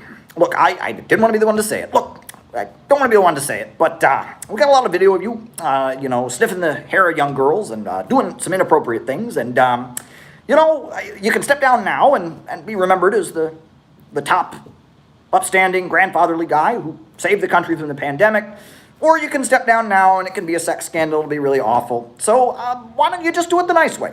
Why don't you just step down now and everyone will like you and you'll be remembered really well. Sound good, Joe? Sound good, Joe? That's what I think is going to happen. Right? That is what I think is going to happen. I swear that they have got Me Too started. Let's remember, right? Sexual harassment is a big problem. I'm glad that it's being cracked down on. It makes everyone uncomfortable. You know, years ago, when I was working someplace, which will not be named, I was in an office where there was some inappropriate stuff. It didn't happen to me, and I certainly didn't do it, but it makes everyone in the workplace uncomfortable, right? Most especially the person being harassed. But sexual harassment is a big problem, okay? And the fact that now there's an awareness about it, now there's an understanding that this is not appropriate, that's a good thing, okay? But that said, let's remember, Me Too started because Trump, a notorious sexual harasser, was president and a Republican. Me Too ended when Joe Biden, a notorious sexual harasser, became the Democratic nominee. And honestly, I think that after about a year, there's a very good chance that Me Too could come back. Very good chance that Me Too could come back. And it'll be to pave the way for Kamala. Obama run. Dems. And I think there's a very good chance of that. Joe Biden is second Irish Catholic president. Biden, second Irish Catholic. Alrighty. Okay. There you go. All right. What about the rich being job creators? What's funny, in socialist countries where, the means of production are organized to serve public good, and in the Soviet Union where there were no capitalists, right? There were no rich, the means of production, there was full employment. You don't need capitalists to have jobs. So, that is just a myth, right? I'm sure if you can't imagine a society beyond capitalism, sure, the rich are job creators. But, in countries where they've gotten rid of the bosses and bankers and capitalists, people still have jobs. So there you go. Concepts of Romanity. Moscow is the third Rome. I have no idea about any of that. That is the first time I've ever heard the term Romanity. So I cannot answer that question, my friend. Sorry. All right, I've never, Romanity, I don't know about Moscow is the third, I've never heard of that. Okay, all right, Max Blumenthal filmed somebody egging on the crowd in D.C. Okay, I'll have to check that out, I haven't seen the video. The future of the Middle East. Well, look, oil is not as in high demand as it once was. The USA has fracking, and the Middle East is in a little bit of a crisis now because the USA and the West are not dependent on them like they once were. If we get off of oil, the Middle East, I think, will have the possibility of finally being stable. The reason the Middle East is so unstable is because there is a constant, struggle to control that oil. And, in the 60s and 70s, you had the rise of Baathism and Gaddafi and Arab socialism in Egypt, and in Syria and Iraq you had the Baath. Eventually you had the Islamic Revolution of Iran, and the people of the Middle East struggling to take control of their natural resources. And so you had instability in the Middle East to try and keep it unstable so that Wall Street can stay in control of the oil, right? Most of the Middle Eastern oil is under the domination of Wall Street and London bankers. ExxonMobil, BP, Chevron, Shell Oil, that's who controls the Middle Eastern oil, particularly Saudi Arabia, but others. And instability in that region is about maintaining Western dominance over this key natural resource. That said, the United States now has all kinds of oil of its own because of fracking, right? The USA is the biggest energy producer in the world, with natural gas and oil, right? And that, the future of the Middle East. Look, if the Middle East could stop being the world's oil resource, right? If the Middle East, which is already transitioning in that direction, Saudi Arabia is trying to figure out, what they're going to be post oil. If that could change, I think there could be a lot more peace and prosperity in the Middle East if they could move beyond oil. And like I said, if we can get off, if fusion energy can really expand, fusion energy really expands, that's a huge game changer for the whole world, not just the Middle East. All right, how can I help promote your content? Well, look, this is great. You want me to debate this guy? I'll have to look him up, but I'm open to that.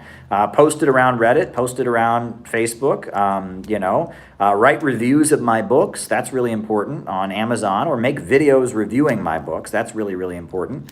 What is money? All right.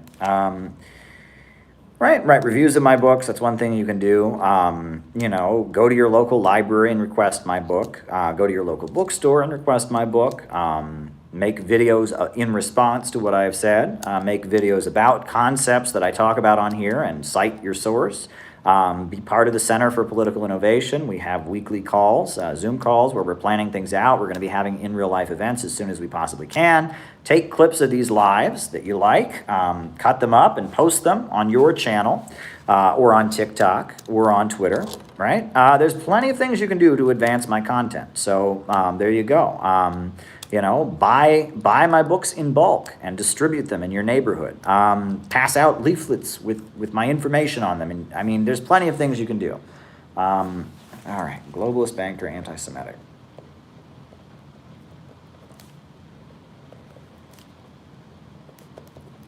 All right, plenty of things you can do. All right. Why is there no major social democratic party in the USA? Well, it's interesting. Future.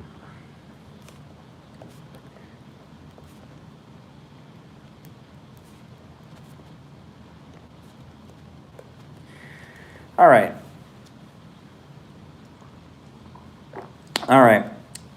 Frederick Engels wrote an essay, actually, Why is there no major socialist party in the United States? And he talked about the fact that at the time Engels was writing this, there was all this open land out west. And so if working people didn't like their job, instead of organizing a union, they just moved out west and got some new land. And that was a big factor. Plus, he talked about the fact that the American people were very divided in terms of ethnicity, religion, that they were from so many different places that it was very hard to have solidarity, that the racial and ethnic divisions were very big. But there's more to it than that, right? Post-World War II, the USA became the homeland of anti-communism, right? And that there was a huge effort to convince Americans that anti-communism was a big part of their identity, right? That to be an anti-communist is what it meant to be an American. And that's not true, right? And I've worked very hard to erode that. That's what a lot of Americans were led to believe. That's why the Trump movement is always screaming that everyone they don't like is a communist, because there's millions of Americans who grew up their whole life saying that what it means to be an American is you hate communists. Also, post-World War II, we did have the highest standard of living in the world, and there was a huge aristocracy of labor. Now, you have an aristocracy of labor in any Western capitalist imperialist country. But in the United States, we had a very big one. Plus, we had the historic divisions, et cetera. So yeah, and that's the situation in the United States, right? And I think that can change, right? And it may be a good thing in a way. It may create more of an opening. If we had a huge social democratic apparatus in the United States, right now in the crisis of capitalism, we might go to the workers and they'd say, yeah, been there, done that. Well, now most people in the United States have no idea what a Marxist is. They have no idea what a socialist is. They think socialism is everyone gets paid the exact same wages, and they've never really heard a real Marxist message. So they're new to it. They're open to it in a way that other people may not be. This could be a moment of great opportunity. So there you go. Yeah, all right. Does Obama run the Democratic Party? No. I mean, he is a prominent individual. He has a lot of influence, but I mean, the Democratic Party, there's a lot of powerful donors. There's a lot of powerful people that have ranks in the Democratic National Committee, et cetera. All right. Biden is the second Irish Catholic president. Yes, right. Let's remember that my grandmother, bless her heart, my mother's mother, when she told me that her first political memory she ever had, she told me this story about 500 times, that's why I know it, is that when she was in kindergarten, Al Smith was running for president of the United States. And Al Smith was Roman Catholic. And my grandmother, being Irish like myself, but not being Catholic, being Protestant, was informed by her parents that Catholics were dirty, rotten, awful people.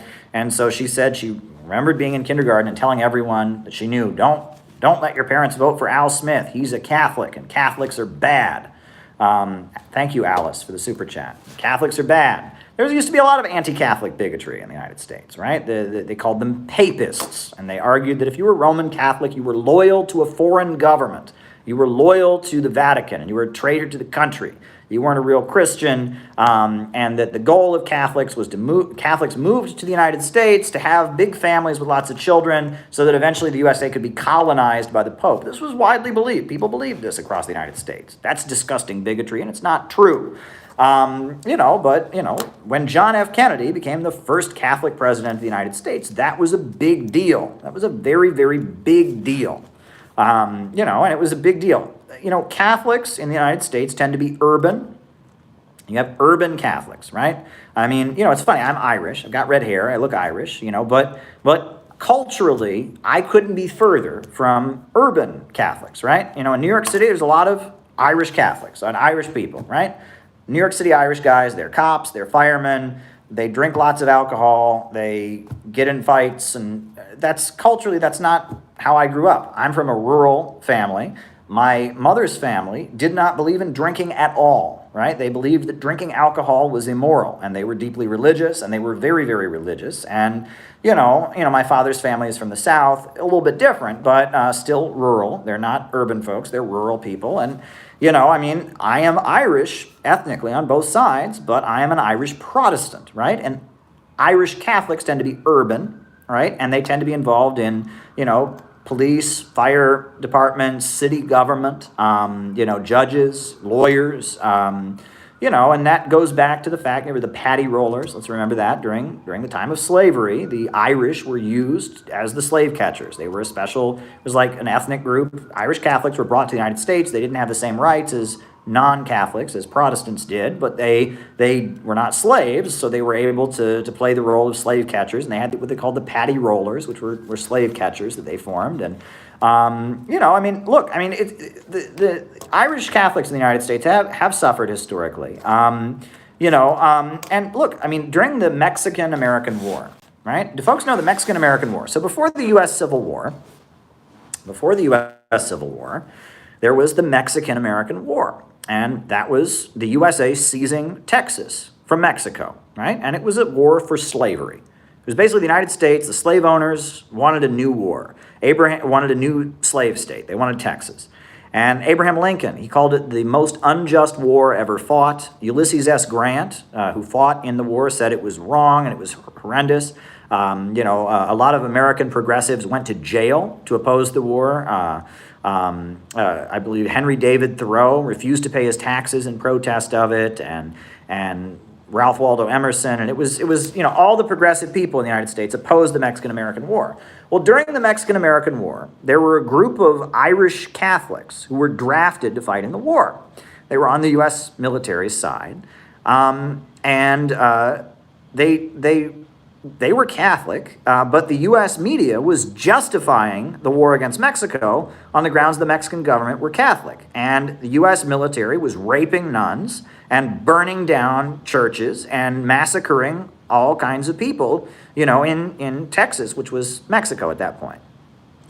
So this group of American Irish Catholics defected from the U.S. Army and fought on the Mexican side of the war.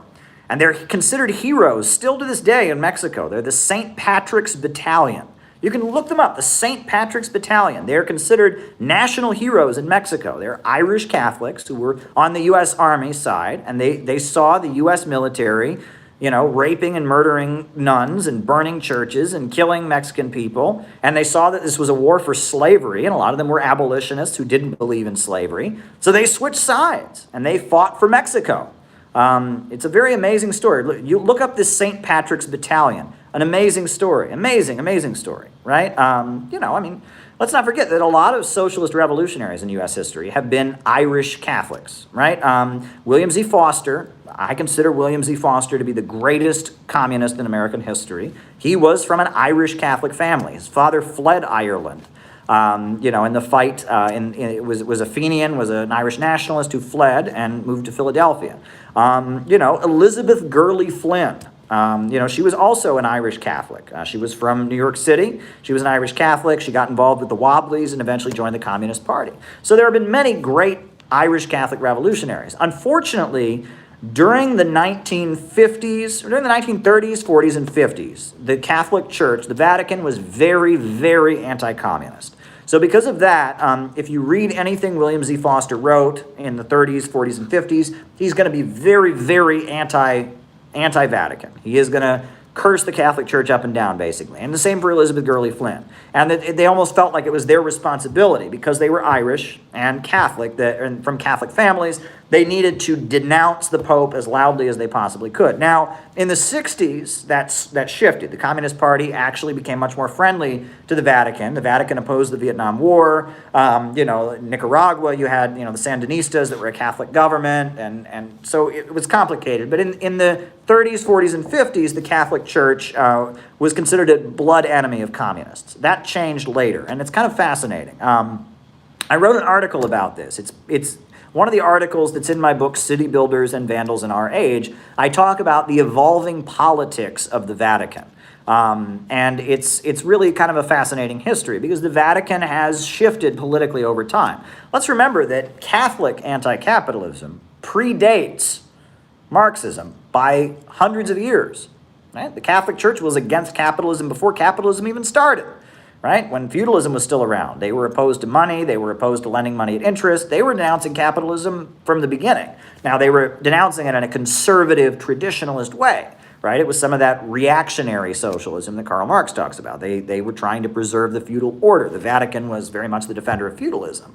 But again, it's more complicated, right? And then you had, in the 30s, there was a lot of Catholic fascism, right? In Spain and elsewhere, the Catholic Church was very sympathetic to fascism. But, post-Vatican II, right, the Second Vatican, was kind of a turning point where the Catholic Church becomes much more sympathetic to progressive forces around the world. So it's complicated. It's very, very complicated. So yes, Joe Biden will be the second Catholic president in U.S. history. And I think that's fascinating. And it shows that, U.S. history, things change and adapt. But it also shows that Trump, you'll notice that both of Trump's appointees to the Supreme Court, Amy Coney Barrett, and who's the other guy? What's his name? The guy, I can't even remember the other guy. The other one, right? Before Amy Coney Barrett, there was the other one. That guy, whatever his name is, they're both Catholic. Right? And they're very right-wing Catholics. Amy Coney Barrett is actually part of what they call a parachurch, Brett Kavanaugh, a parachurch organization, which is called People of Praise, which is an attempt by evangelicals and Pentecostals to infiltrate the Catholic Church.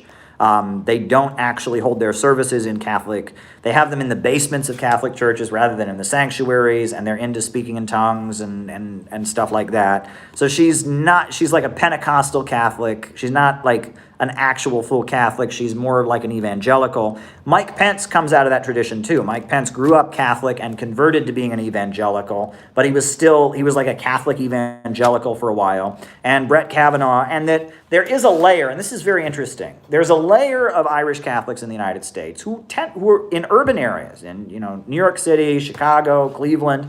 I remember I used to go to court in Cleveland with police brutality victims when I was doing activism there, and all the judges and all the people who worked in the court looked just like me with their red hair and light skin, and and that was, they were Irish, right? And that, there are a lot of judges, prosecutors, cops that are Irish and Catholic, and they probably are Democrats in their political registration, but they like Trump.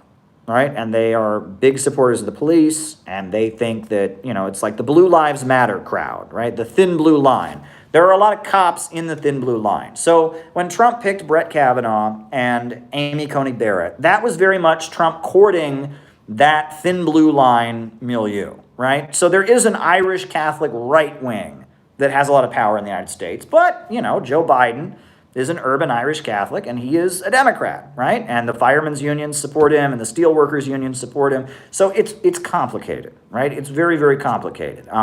So anyway, all right. What is money? What is money? Well, money is a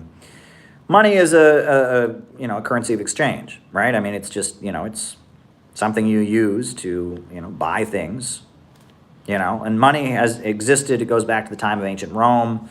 That's what it is. Now, how is money produced? I mean, well, you generally have a central bank that prints the currency, right? The government has to recognize the currency as legal tender. That's what money is, right? And that I've had people try to tell me, well, capitalism started in ancient Rome and they have money. Capitalism and money are not synonymous. Every socialist society in history has money. Cuba has money, the Soviet Union had money, China has money, right?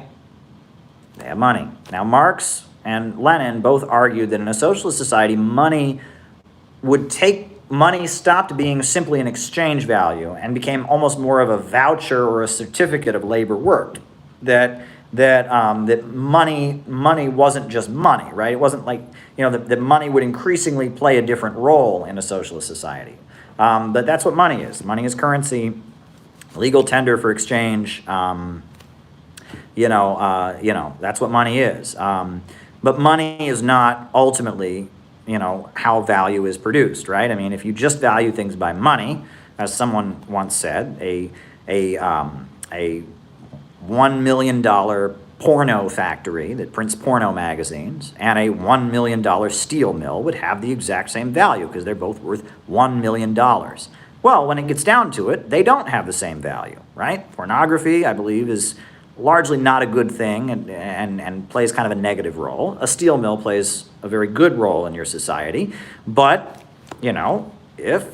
if all you value, if money is your only determination of value, a $1 million porn magazine printing factory and a $1 million steel mill have the same value. So money really doesn't determine value, right? And I think that's an important point to make. But at the same point, I mean, money is money. I mean, and Marxists are not opposed to money. They are opposed to capitalism. They're opposed to profits and command, right? I mean, the goal is to get to a society that's stateless, classless, has no money, from each according to his own ability to each according to his needs. But some people think communists want to be poor because they want a society without money. No. Talking about the economic calculation problem as presented by various libertarians. You guys are asking a lot of questions tonight. That's okay. All right.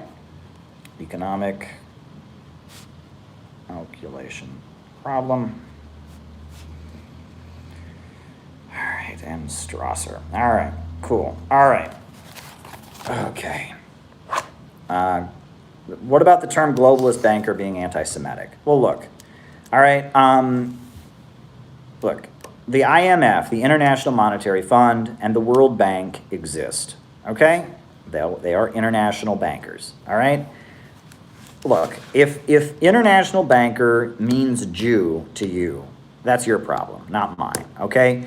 And, you can talk against the IMF, you can talk against the World Bank, you can talk against NAFTA, you can talk against the World Trade Organization, you can talk against the Bretton Woods institutions and not be anti-Semitic. There are people who talk about those things in an anti-Semitic way, and when they do that, it's very clear what they are talking about. People that are anti-Semitic have a particular narrative. Usually they start telling you things like the Russian Revolution was all a big conspiracy by Jews. They start telling you that communism is all a vast Jewish conspiracy. That the racial, anti-Semites are really not that hard to spot, okay? There is anti-Semitism as an ideological worldview, this view that there's some evil Jewish conspiracy that secretly rules the world, is very, very easy to listen to. And it has absolutely nothing to do with me or what I preach on here. Nothing to do with it, right? And one can criticize Israel, one can criticize the role of the Israel lobby, and one can criticize the role of international banking institutions and not be an anti-Semite, right? Anti-Semitism is an ideology that comes out of the dawn of capitalism and the overthrow of feudalism in the Middle Ages, and it's been through various incarnations. But anti-Semitism, ideological anti-Semitism, not just bigotry against Jews, but like ideological anti-Semitism, is a worldview that I reject. Old medieval hierarchy and efforts to restore it. Jesus, you guys are asking a lot of questions. All right. The future of Gulf monarchies in Saudi Arabia. Saudi Arabia is in a crisis. There's a lot of Bonapartist maneuvering going on. A lot of Bonapartist maneuvering going on. And, the Crown Prince has arrested a lot of people in the royal family and charged them with various crimes. And, look, they're in a crisis. Look, and at the end of the day, their sole commodity, they've been set up by the Sykes-Picot Agreement, by international capitalism, has set up the Middle Eastern governments, Saudi Arabia, Bahrain, Oman, Kuwait, Jordan, and they've all been set up so that they function as middlemen for international capitalism.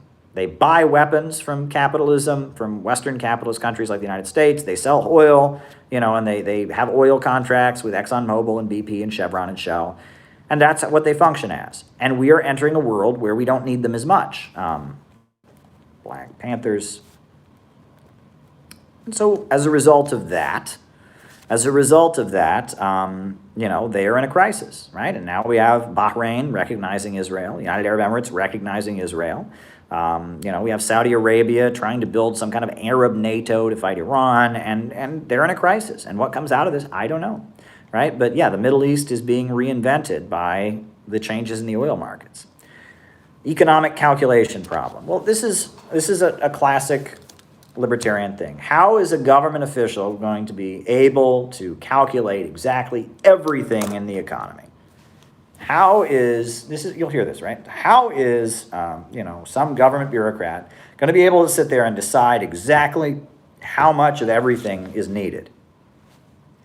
Well, it's a fallacious argument because, no one argues that. Right? You still have consumption in capitalism, right? People still go to stores and buy things. And if there's things left on the shelf, you produce too much of it. And if there's not things left on the shelf, you didn't. Yeah, and then if people are demanding more, then you produce more. In Stalin's Russia, you had a command economy, right? You had everything run by the state, right? You did not have, it was like 90% government ownership. And you didn't have a situation where no one knew how much to produce of anything. There was, it was pretty clear, we need this much of this, we need this much of that. The problem enters when you have consumer goods. Consumer goods are where you start to get problems, right? Socialism is great at making steel. Socialism is great at giving people health care. Socialism is really good at building power plants. Socialism is very, very good at all kinds of things. Socialism isn't so good at making toys. Socialism isn't so good at making clothing, right? Socialism is not very good at making, there are some things that socialism isn't so good at. And for those things, you need a market sector to some degree, right? I don't think the government should make children's toys, right? I don't think the government should make restaurants and hotels, right? The service sector, clothing, help people become micro-entrepreneurs, have worker cooperatives that make these things. But, to some degree, until you get to a full post-scarcity economy, that this is a weakness of socialism. Look, the Soviet Union, its steel industry, they produced huge amounts of steel. Socialism doesn't make anything, Caleb. Well, actually, half the steel in the world today is made in China, and the Soviet Union produced more steel than any other country in the world. So that's a big fat lie. And that, here's the thing. We can have I've made videos about, the problems of Soviet-style socialism, and we can talk about this, right? There were big problems. The Soviet Union fell for a reason, okay? And the USA was trying to collapse the Soviet Union, but it did fall for a reason. We can talk about this, but until we get over the big fat lie that socialism has failed everywhere it's ever been tried, never accomplished anything, until we can get over that, that's what everyone in the United States tends to believe. Even socialists, even Vosh people, even Jacobin, they all believe that. Socialism failed everywhere it's ever been tried. It didn't.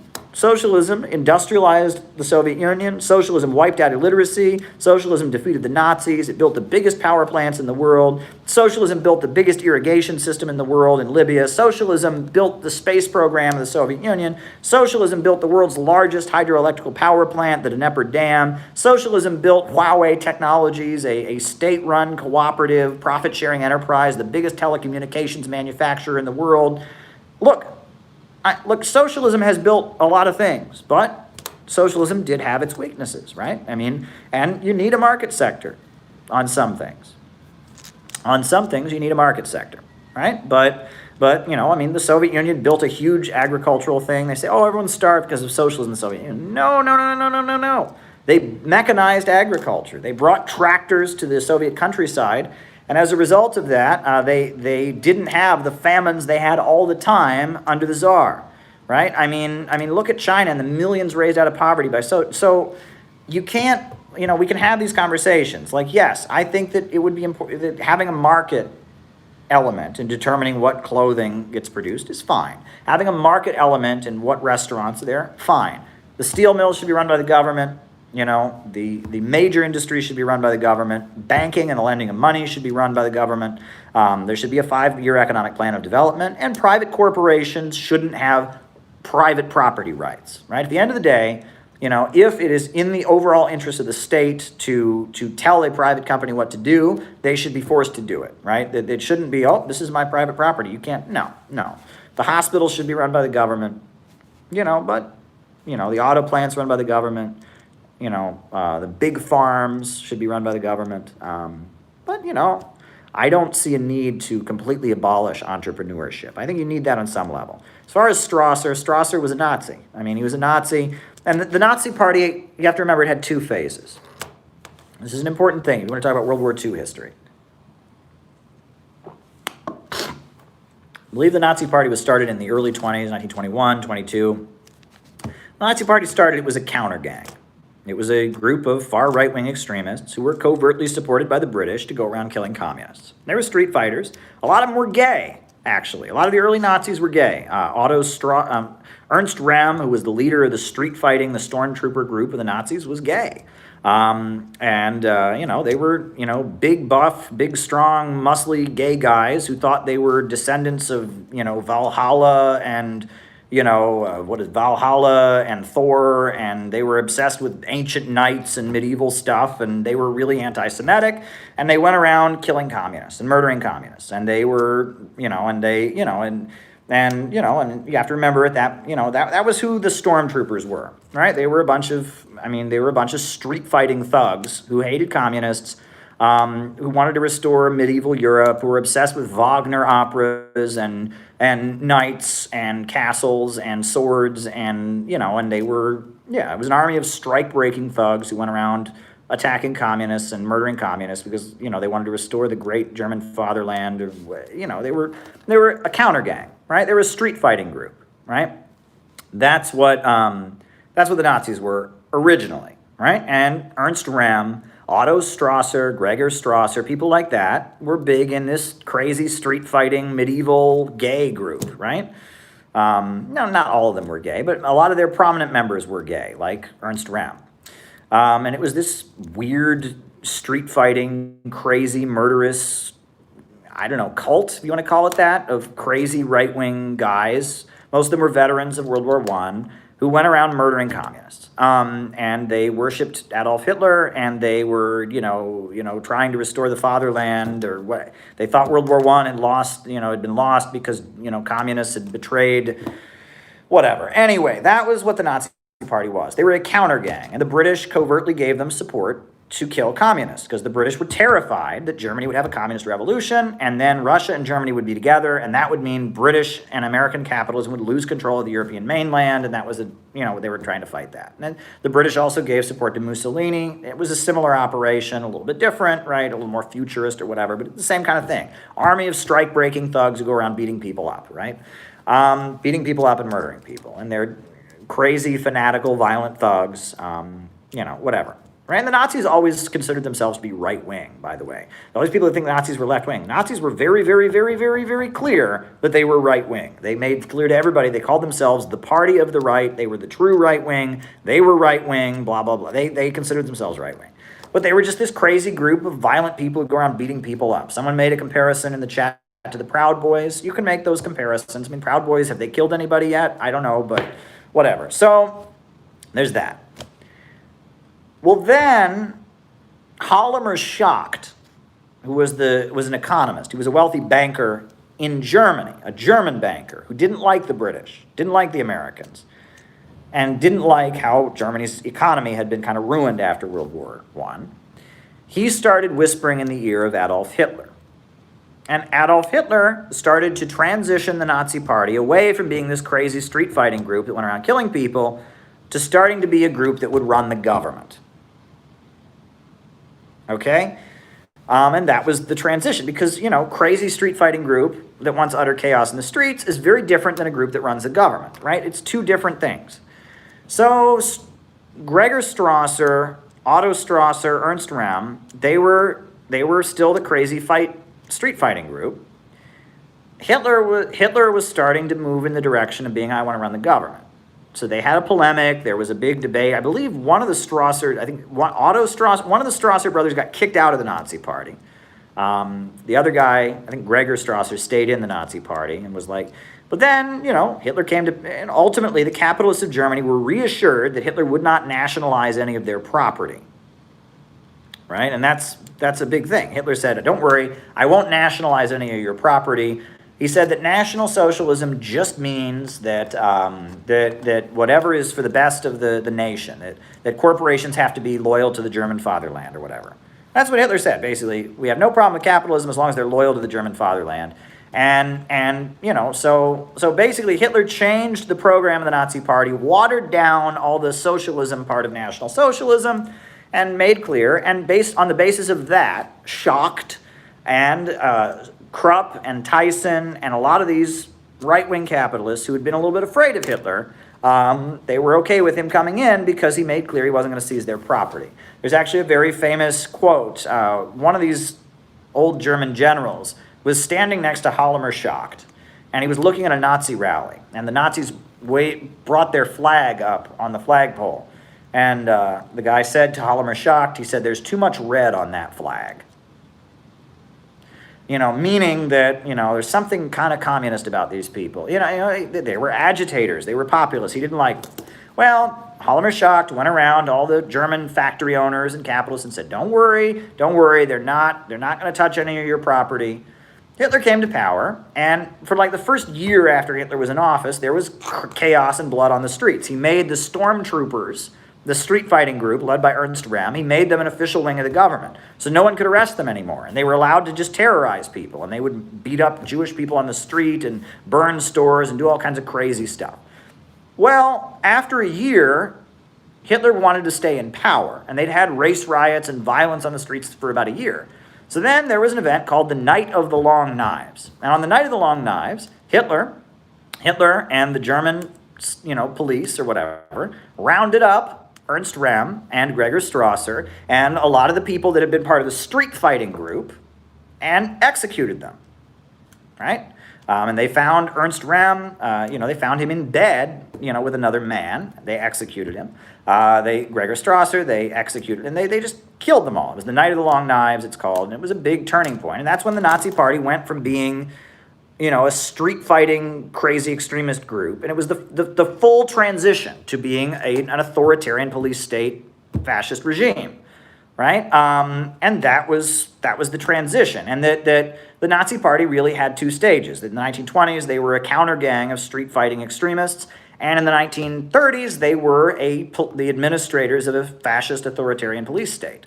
And that was part of the transition. And what's interesting is, and this is where it gets weird, is in the early 1920s, they were very friendly to gay people, which was not common at the time. But there were many gay Nazis in the 1920s. In the 1930s, they put every gay person they could in a concentration camp, and they executed gay people, and they worked them to death in concentration camps, and it was considered, they were really, really, really vicious in repressing homosexuals. But their position flipped, and that everything about the Nazi Party, not everything, but the overall message, the anti-Semitism, the restore the great German, whatever, all that stayed the same.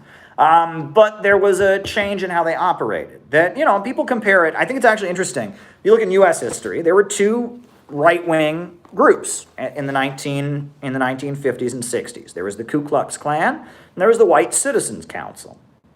And that's really, the Nazi Party had a Ku Klux Klan phase, and they had a White Citizens Council phase. The Ku Klux Klan and the White Citizens Council basically believe the same things, okay?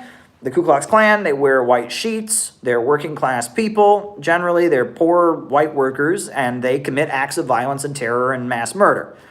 The White Citizens Council wear suits and ties and run for office and try to lobby Republicans to be more racist and oppose school integration and all of that, right? And that, that they talk about, that was, when the Nazis, before they came, in the 1920s, they were the Ku Klux Klan, but as they became, the party that was going to rule, they became the White Citizens Council. The message stayed the same, the goals stayed the same, but the way they operated changed. They went from being a group of terrorist thugs on the street to trying to be, politicians, basically, to be the administrators of a brutal, repressive police state. So that's what you have to understand about that. And that Strasser and Rem were the Ku Klux Klan phase. They were the crazy street-fighting guys, and again, it's Germany, right? It's not the United States, right? Here, the Ku Klux Klan in the United States, they were never going to be gay, and they were never going to talk about, well, they did kind of talk about knights. They were the knights of the Ku Klux Klan. So you can see some of the Strasser, Rem, they were that wing. Hitler, Goebbels, Goering, they were that wing. So there you go. That's basically what that's about. And I've answered that before. Who were the Strasserites? And I've answered that. And the funny thing is, well, never mind. Well, no, let's talk about this. All right, so one time somebody did ask me, what is Strasserism? So I answered it. I said, what is Strasserism? Right? And I believe it was Flame of Liberation, which is a great YouTube channel, clipped me talking about what Strasserism was.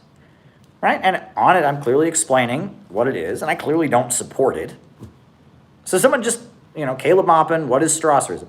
There are people who screenshotted just the video title, Caleb Maupin, what is Strasserism? And said, see, he's a Nazi. No, I'm not a Nazi. Like there are people that are so desperate to pin a label on me that I clearly don't deserve. I am on the left. I am anti-fascist. I am anti-racist. Years before Black Lives Matter was ever a hashtag. I was in Cleveland working against police brutality. My record as a left-wing, anti-racist, anti-imperialist activist is a mile long. But there are these people that think if you support Russia, or you support China, or you don't support the latest woke color revolution in Hong Kong, where they wave Pepe the Frog flags, that means you're a Nazi. And these people, because mainstream media is trying to feed this narrative, there are people that go along with this. There is no red-brown alliance. There is no crypto-fascism. The people who believe in white supremacy are quite open about what they believe, and I am not one of them, and I have never been one of them. And this smear is very, very dangerous, right? There is nothing fascist about opposing war. There's nothing fascist about supporting the People's Republic of China and their great achievements with socialism. So We need to be clear about that. All right, medieval hierarchies. So those Beach Boys, right? Everybody's gone surfing. No, I'm just kidding. Anyway, no, I mean, yeah, medieval hierarchies are based on the feudal mode of production, which is subsistence farming, right? And that, when you have, see, political forms follow economic forms. Hunter-gatherer civilization, there was no state, we lived in tribes. There was some level of hierarchy in those tribes, but no one was exploiting anybody else, right? There were no classes in those tribes. There was hierarchy, but not classes. Those tribes were probably very authoritarian and disciplined because they had to work very hard just to survive. But the political form of hunter-gatherer civilization was tribal civilization. So the origin of the state, you suddenly have private property, you have owners of land. Slavery emerges. You have landowners, and you have the people who are owned by landowners, right? The slave system is a new political form. Feudalism is a different form than slavery. In feudalism, the serf lives on the land, rents the land from the landowner, who is a noble, right? And that the political forms of feudalism fit the economic form. So if someone wants to restore medieval hierarchies, they're an idiot, because we economically are so far away from subsistence farming that it wouldn't work, right? I mean, you cannot, the reason that medieval hierarchies existed is because medieval economics existed. Medieval economics has been abolished. Now we have capitalist economics, so we have capitalist hierarchies. And my belief is that capitalist hierarchies have proved, have outlived their usefulness. We're ready to move on to socialism. And socialism will have different state and political forms, right? And that political forms are rooted in the economic structure. Societies are more free the more prosperous they are. Authoritarianism is rooted in scarcity. That is a fact. The more impoverished a society is, the more unstable a society is, it is by necessity going to be more authoritarian. The more prosperous a society is and the more wealthy a society is, it is by necessity going to become more free. And that there is an economic component. And the way we're taught to think about these things in the West is we are taught that freedom, every society in history must have the same level of freedom that we have in the West right now. And if they don't, then they're a bad society. There's good societies and bad ones. Good ones have freedoms, bad ones don't. That's malarkey. There is an economic base to political forms, that the base and the superstructure are not separate, and that economic forms dictate and lay the basis for political forms. This is historical materialism, and it has been largely eroded. And this is the basis. This is Marxism.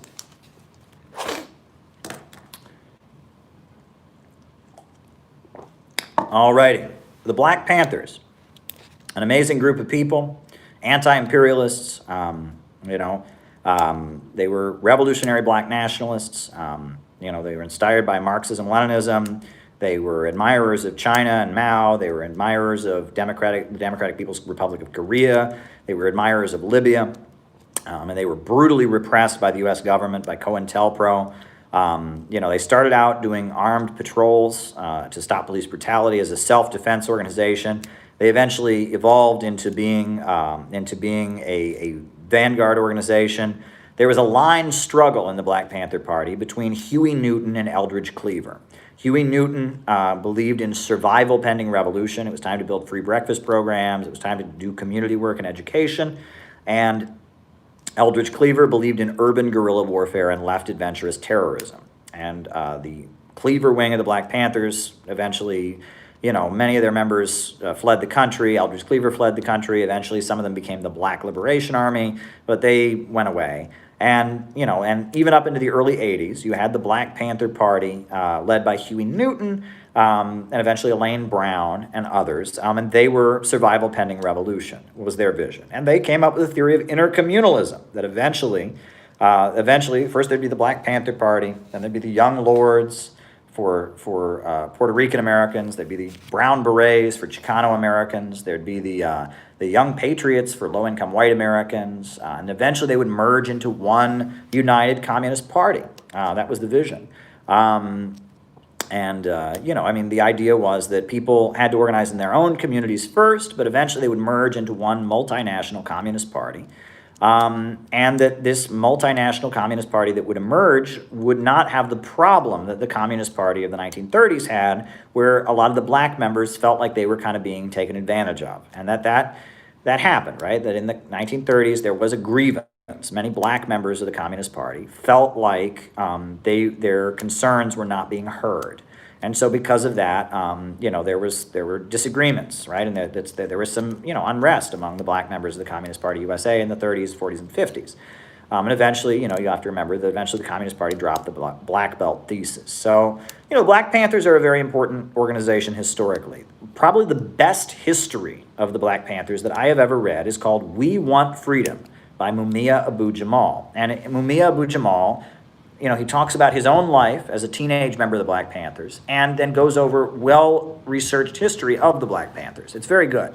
There's a lot of academic studies of the Black Panthers. There's been a big effort to rewrite the history of the Black Panthers. I was informed by many people on Twitter at one point that I was, quote, retarded for thinking that the Black Panthers were Marxist-Leninists, because everyone knows that they were anarchists. Well, no, the Black Panthers were not anarchists. They studied Marxism-Leninism. They taught Mao's Little Red Book, but apparently there's so much ignorance about the Black Panthers that the fact that they were admirers of Mao in China, they taught classes on Marxism-Leninism, that they had relations with North Korea and with Gaddafi has been eroded, and that there are a bunch of people on the internet who think apparently if you point out this history of what the Black Panthers really are, you must be, quote unquote, retarded. This is the attitude that there has been such an effort to rewrite the history of what the Black Panthers were, that the fact they were anti-imperialist, the fact that they were revolutionary Marxists has largely been eroded. And that's something that we need to talk about. They were a revolutionary Marxist organization dedicated to the liberation of black people and aiming to eventually form a new communist party. What is interesting is, the Black Panthers opposed the Weather Underground and their ultra-left street fighting tactics. And they endorsed, Students for a Democrat, among white student activists, there was this mass group called Students for a Democratic Society, SDS. And SDS was dominated by started out as two factions, but it became three factions.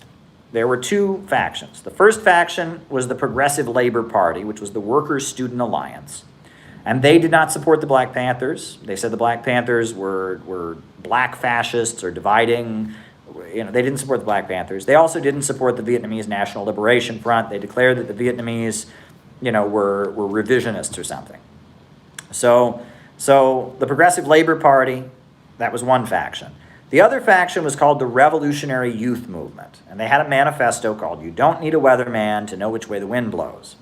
And the Revolutionary Youth Movement supported the Black Panthers and supported the Vietnamese people. However, right, what do you do about it? Well, the 1969 Students for a Democratic Society, they had their convention, and the group dissolved, basically. It fell apart. There were two groups, in the Revolutionary Youth Movement and Progressive Labor Party, Workers' Student Alliance, they split. So the Revolutionary Youth Movement started urging crazy ultra-leftist street fighting. The Black Panthers said, don't do that. And so within the Revolutionary Youth Movement, there was a split. And Revolutionary Youth Movement 1 became the Weather Underground terrorist group.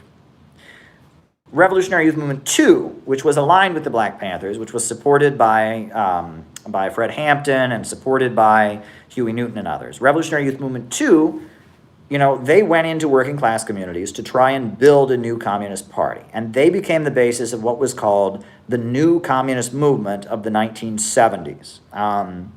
The October League, the Communist Workers' Party, the Revolutionary Communist Party, the Communist Labor Party, many different attempts to build a new communist party that was aligned with China. Came out of Revolutionary Youth Movement 2. Ultimately, the new communist movement was a failure for reasons I've gotten into elsewhere. But it's quite interesting that the new communist movement, it was called, the NCM, the new communist movement was an attempt to try and build a new Communist Party that was sympathetic to the Black Panthers and sympathetic to China. And there's a lot of interesting academic studies of the new communist movement that are worth looking into. It was heavily infiltrated by the FBI, it ultimately did not succeed. And some of the groups are still around, but they were, by about 1980, they were completely irrelevant, right? They had a lot of influence in the 70s. By about 1980, they were completely irrelevant. But it's worth looking into. There's a good book called Revolution in the Air by Max Elbaum. There are two good books on the history of the Revolutionary Communist Party. One's called Heavy Radicals, and that's pretty good. The other is called Threat of Greatest Magnitude. It's about FBI infiltration of the Revolutionary Communist Party. And there's a lot of memoirs by people who were part of this. A lot of the and memoirs of people who were part of this movement, and you can read what they had to say. And a lot of the actual documents of the new communist movement are actually on the Marxist Internet Archive. They have the Encyclopedia of Anti-Revisionism, and you can read the documents of the new communist movement, the testimonies of people who were there, Carl Davidson, and Mike Klonsky, and there were a lot of big names, right, that were, and that this was a mass movement. There were thousands of Americans who were trying to build a new communist party. It was probably, maybe 1 to 2 million people at one point that were sympathetic to the new communist movement. And there were many different groups, and they were very divided, and the FBI was all over them and infiltrated them and all of that. But these were Americans who really, really tried to do the right thing, to get to the masses, to organize not on the college campuses, but to actually get to the broad masses of Americans, get in working class neighborhoods, and try to build a new communist party.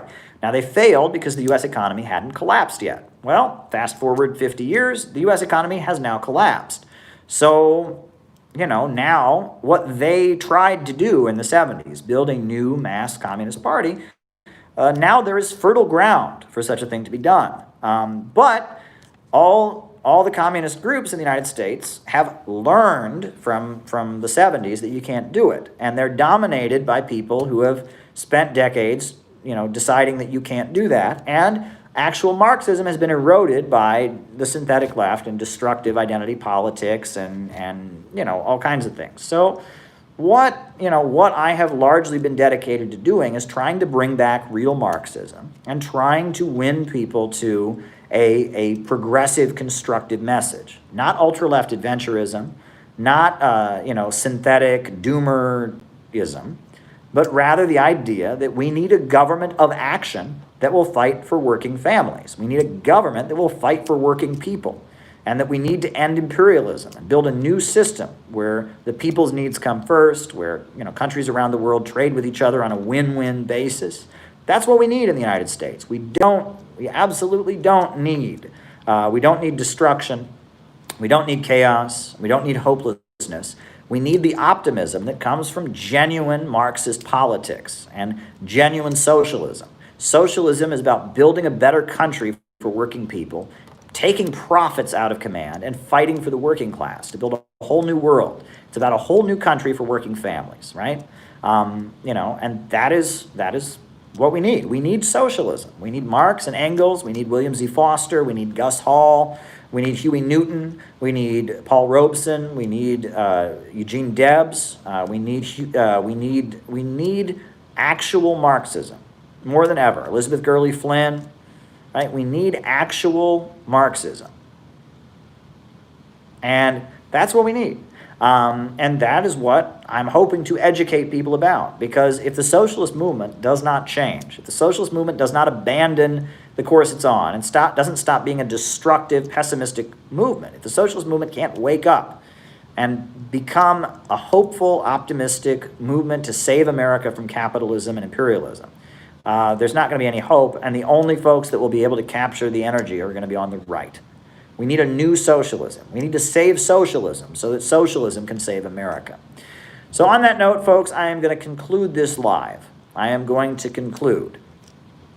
So it's been a pleasure to talk to you. Thanks for asking so many questions. Quite a few super chats tonight, but hey, what the heck? Why not, right? It's not like I'm going to a party or anything, right? I'm not going out to, I mean, it's a pandemic. I'm in a lockdown city. I can't even sit in a restaurant, so might as well hang out with you this evening. You all are great. I love my community, right?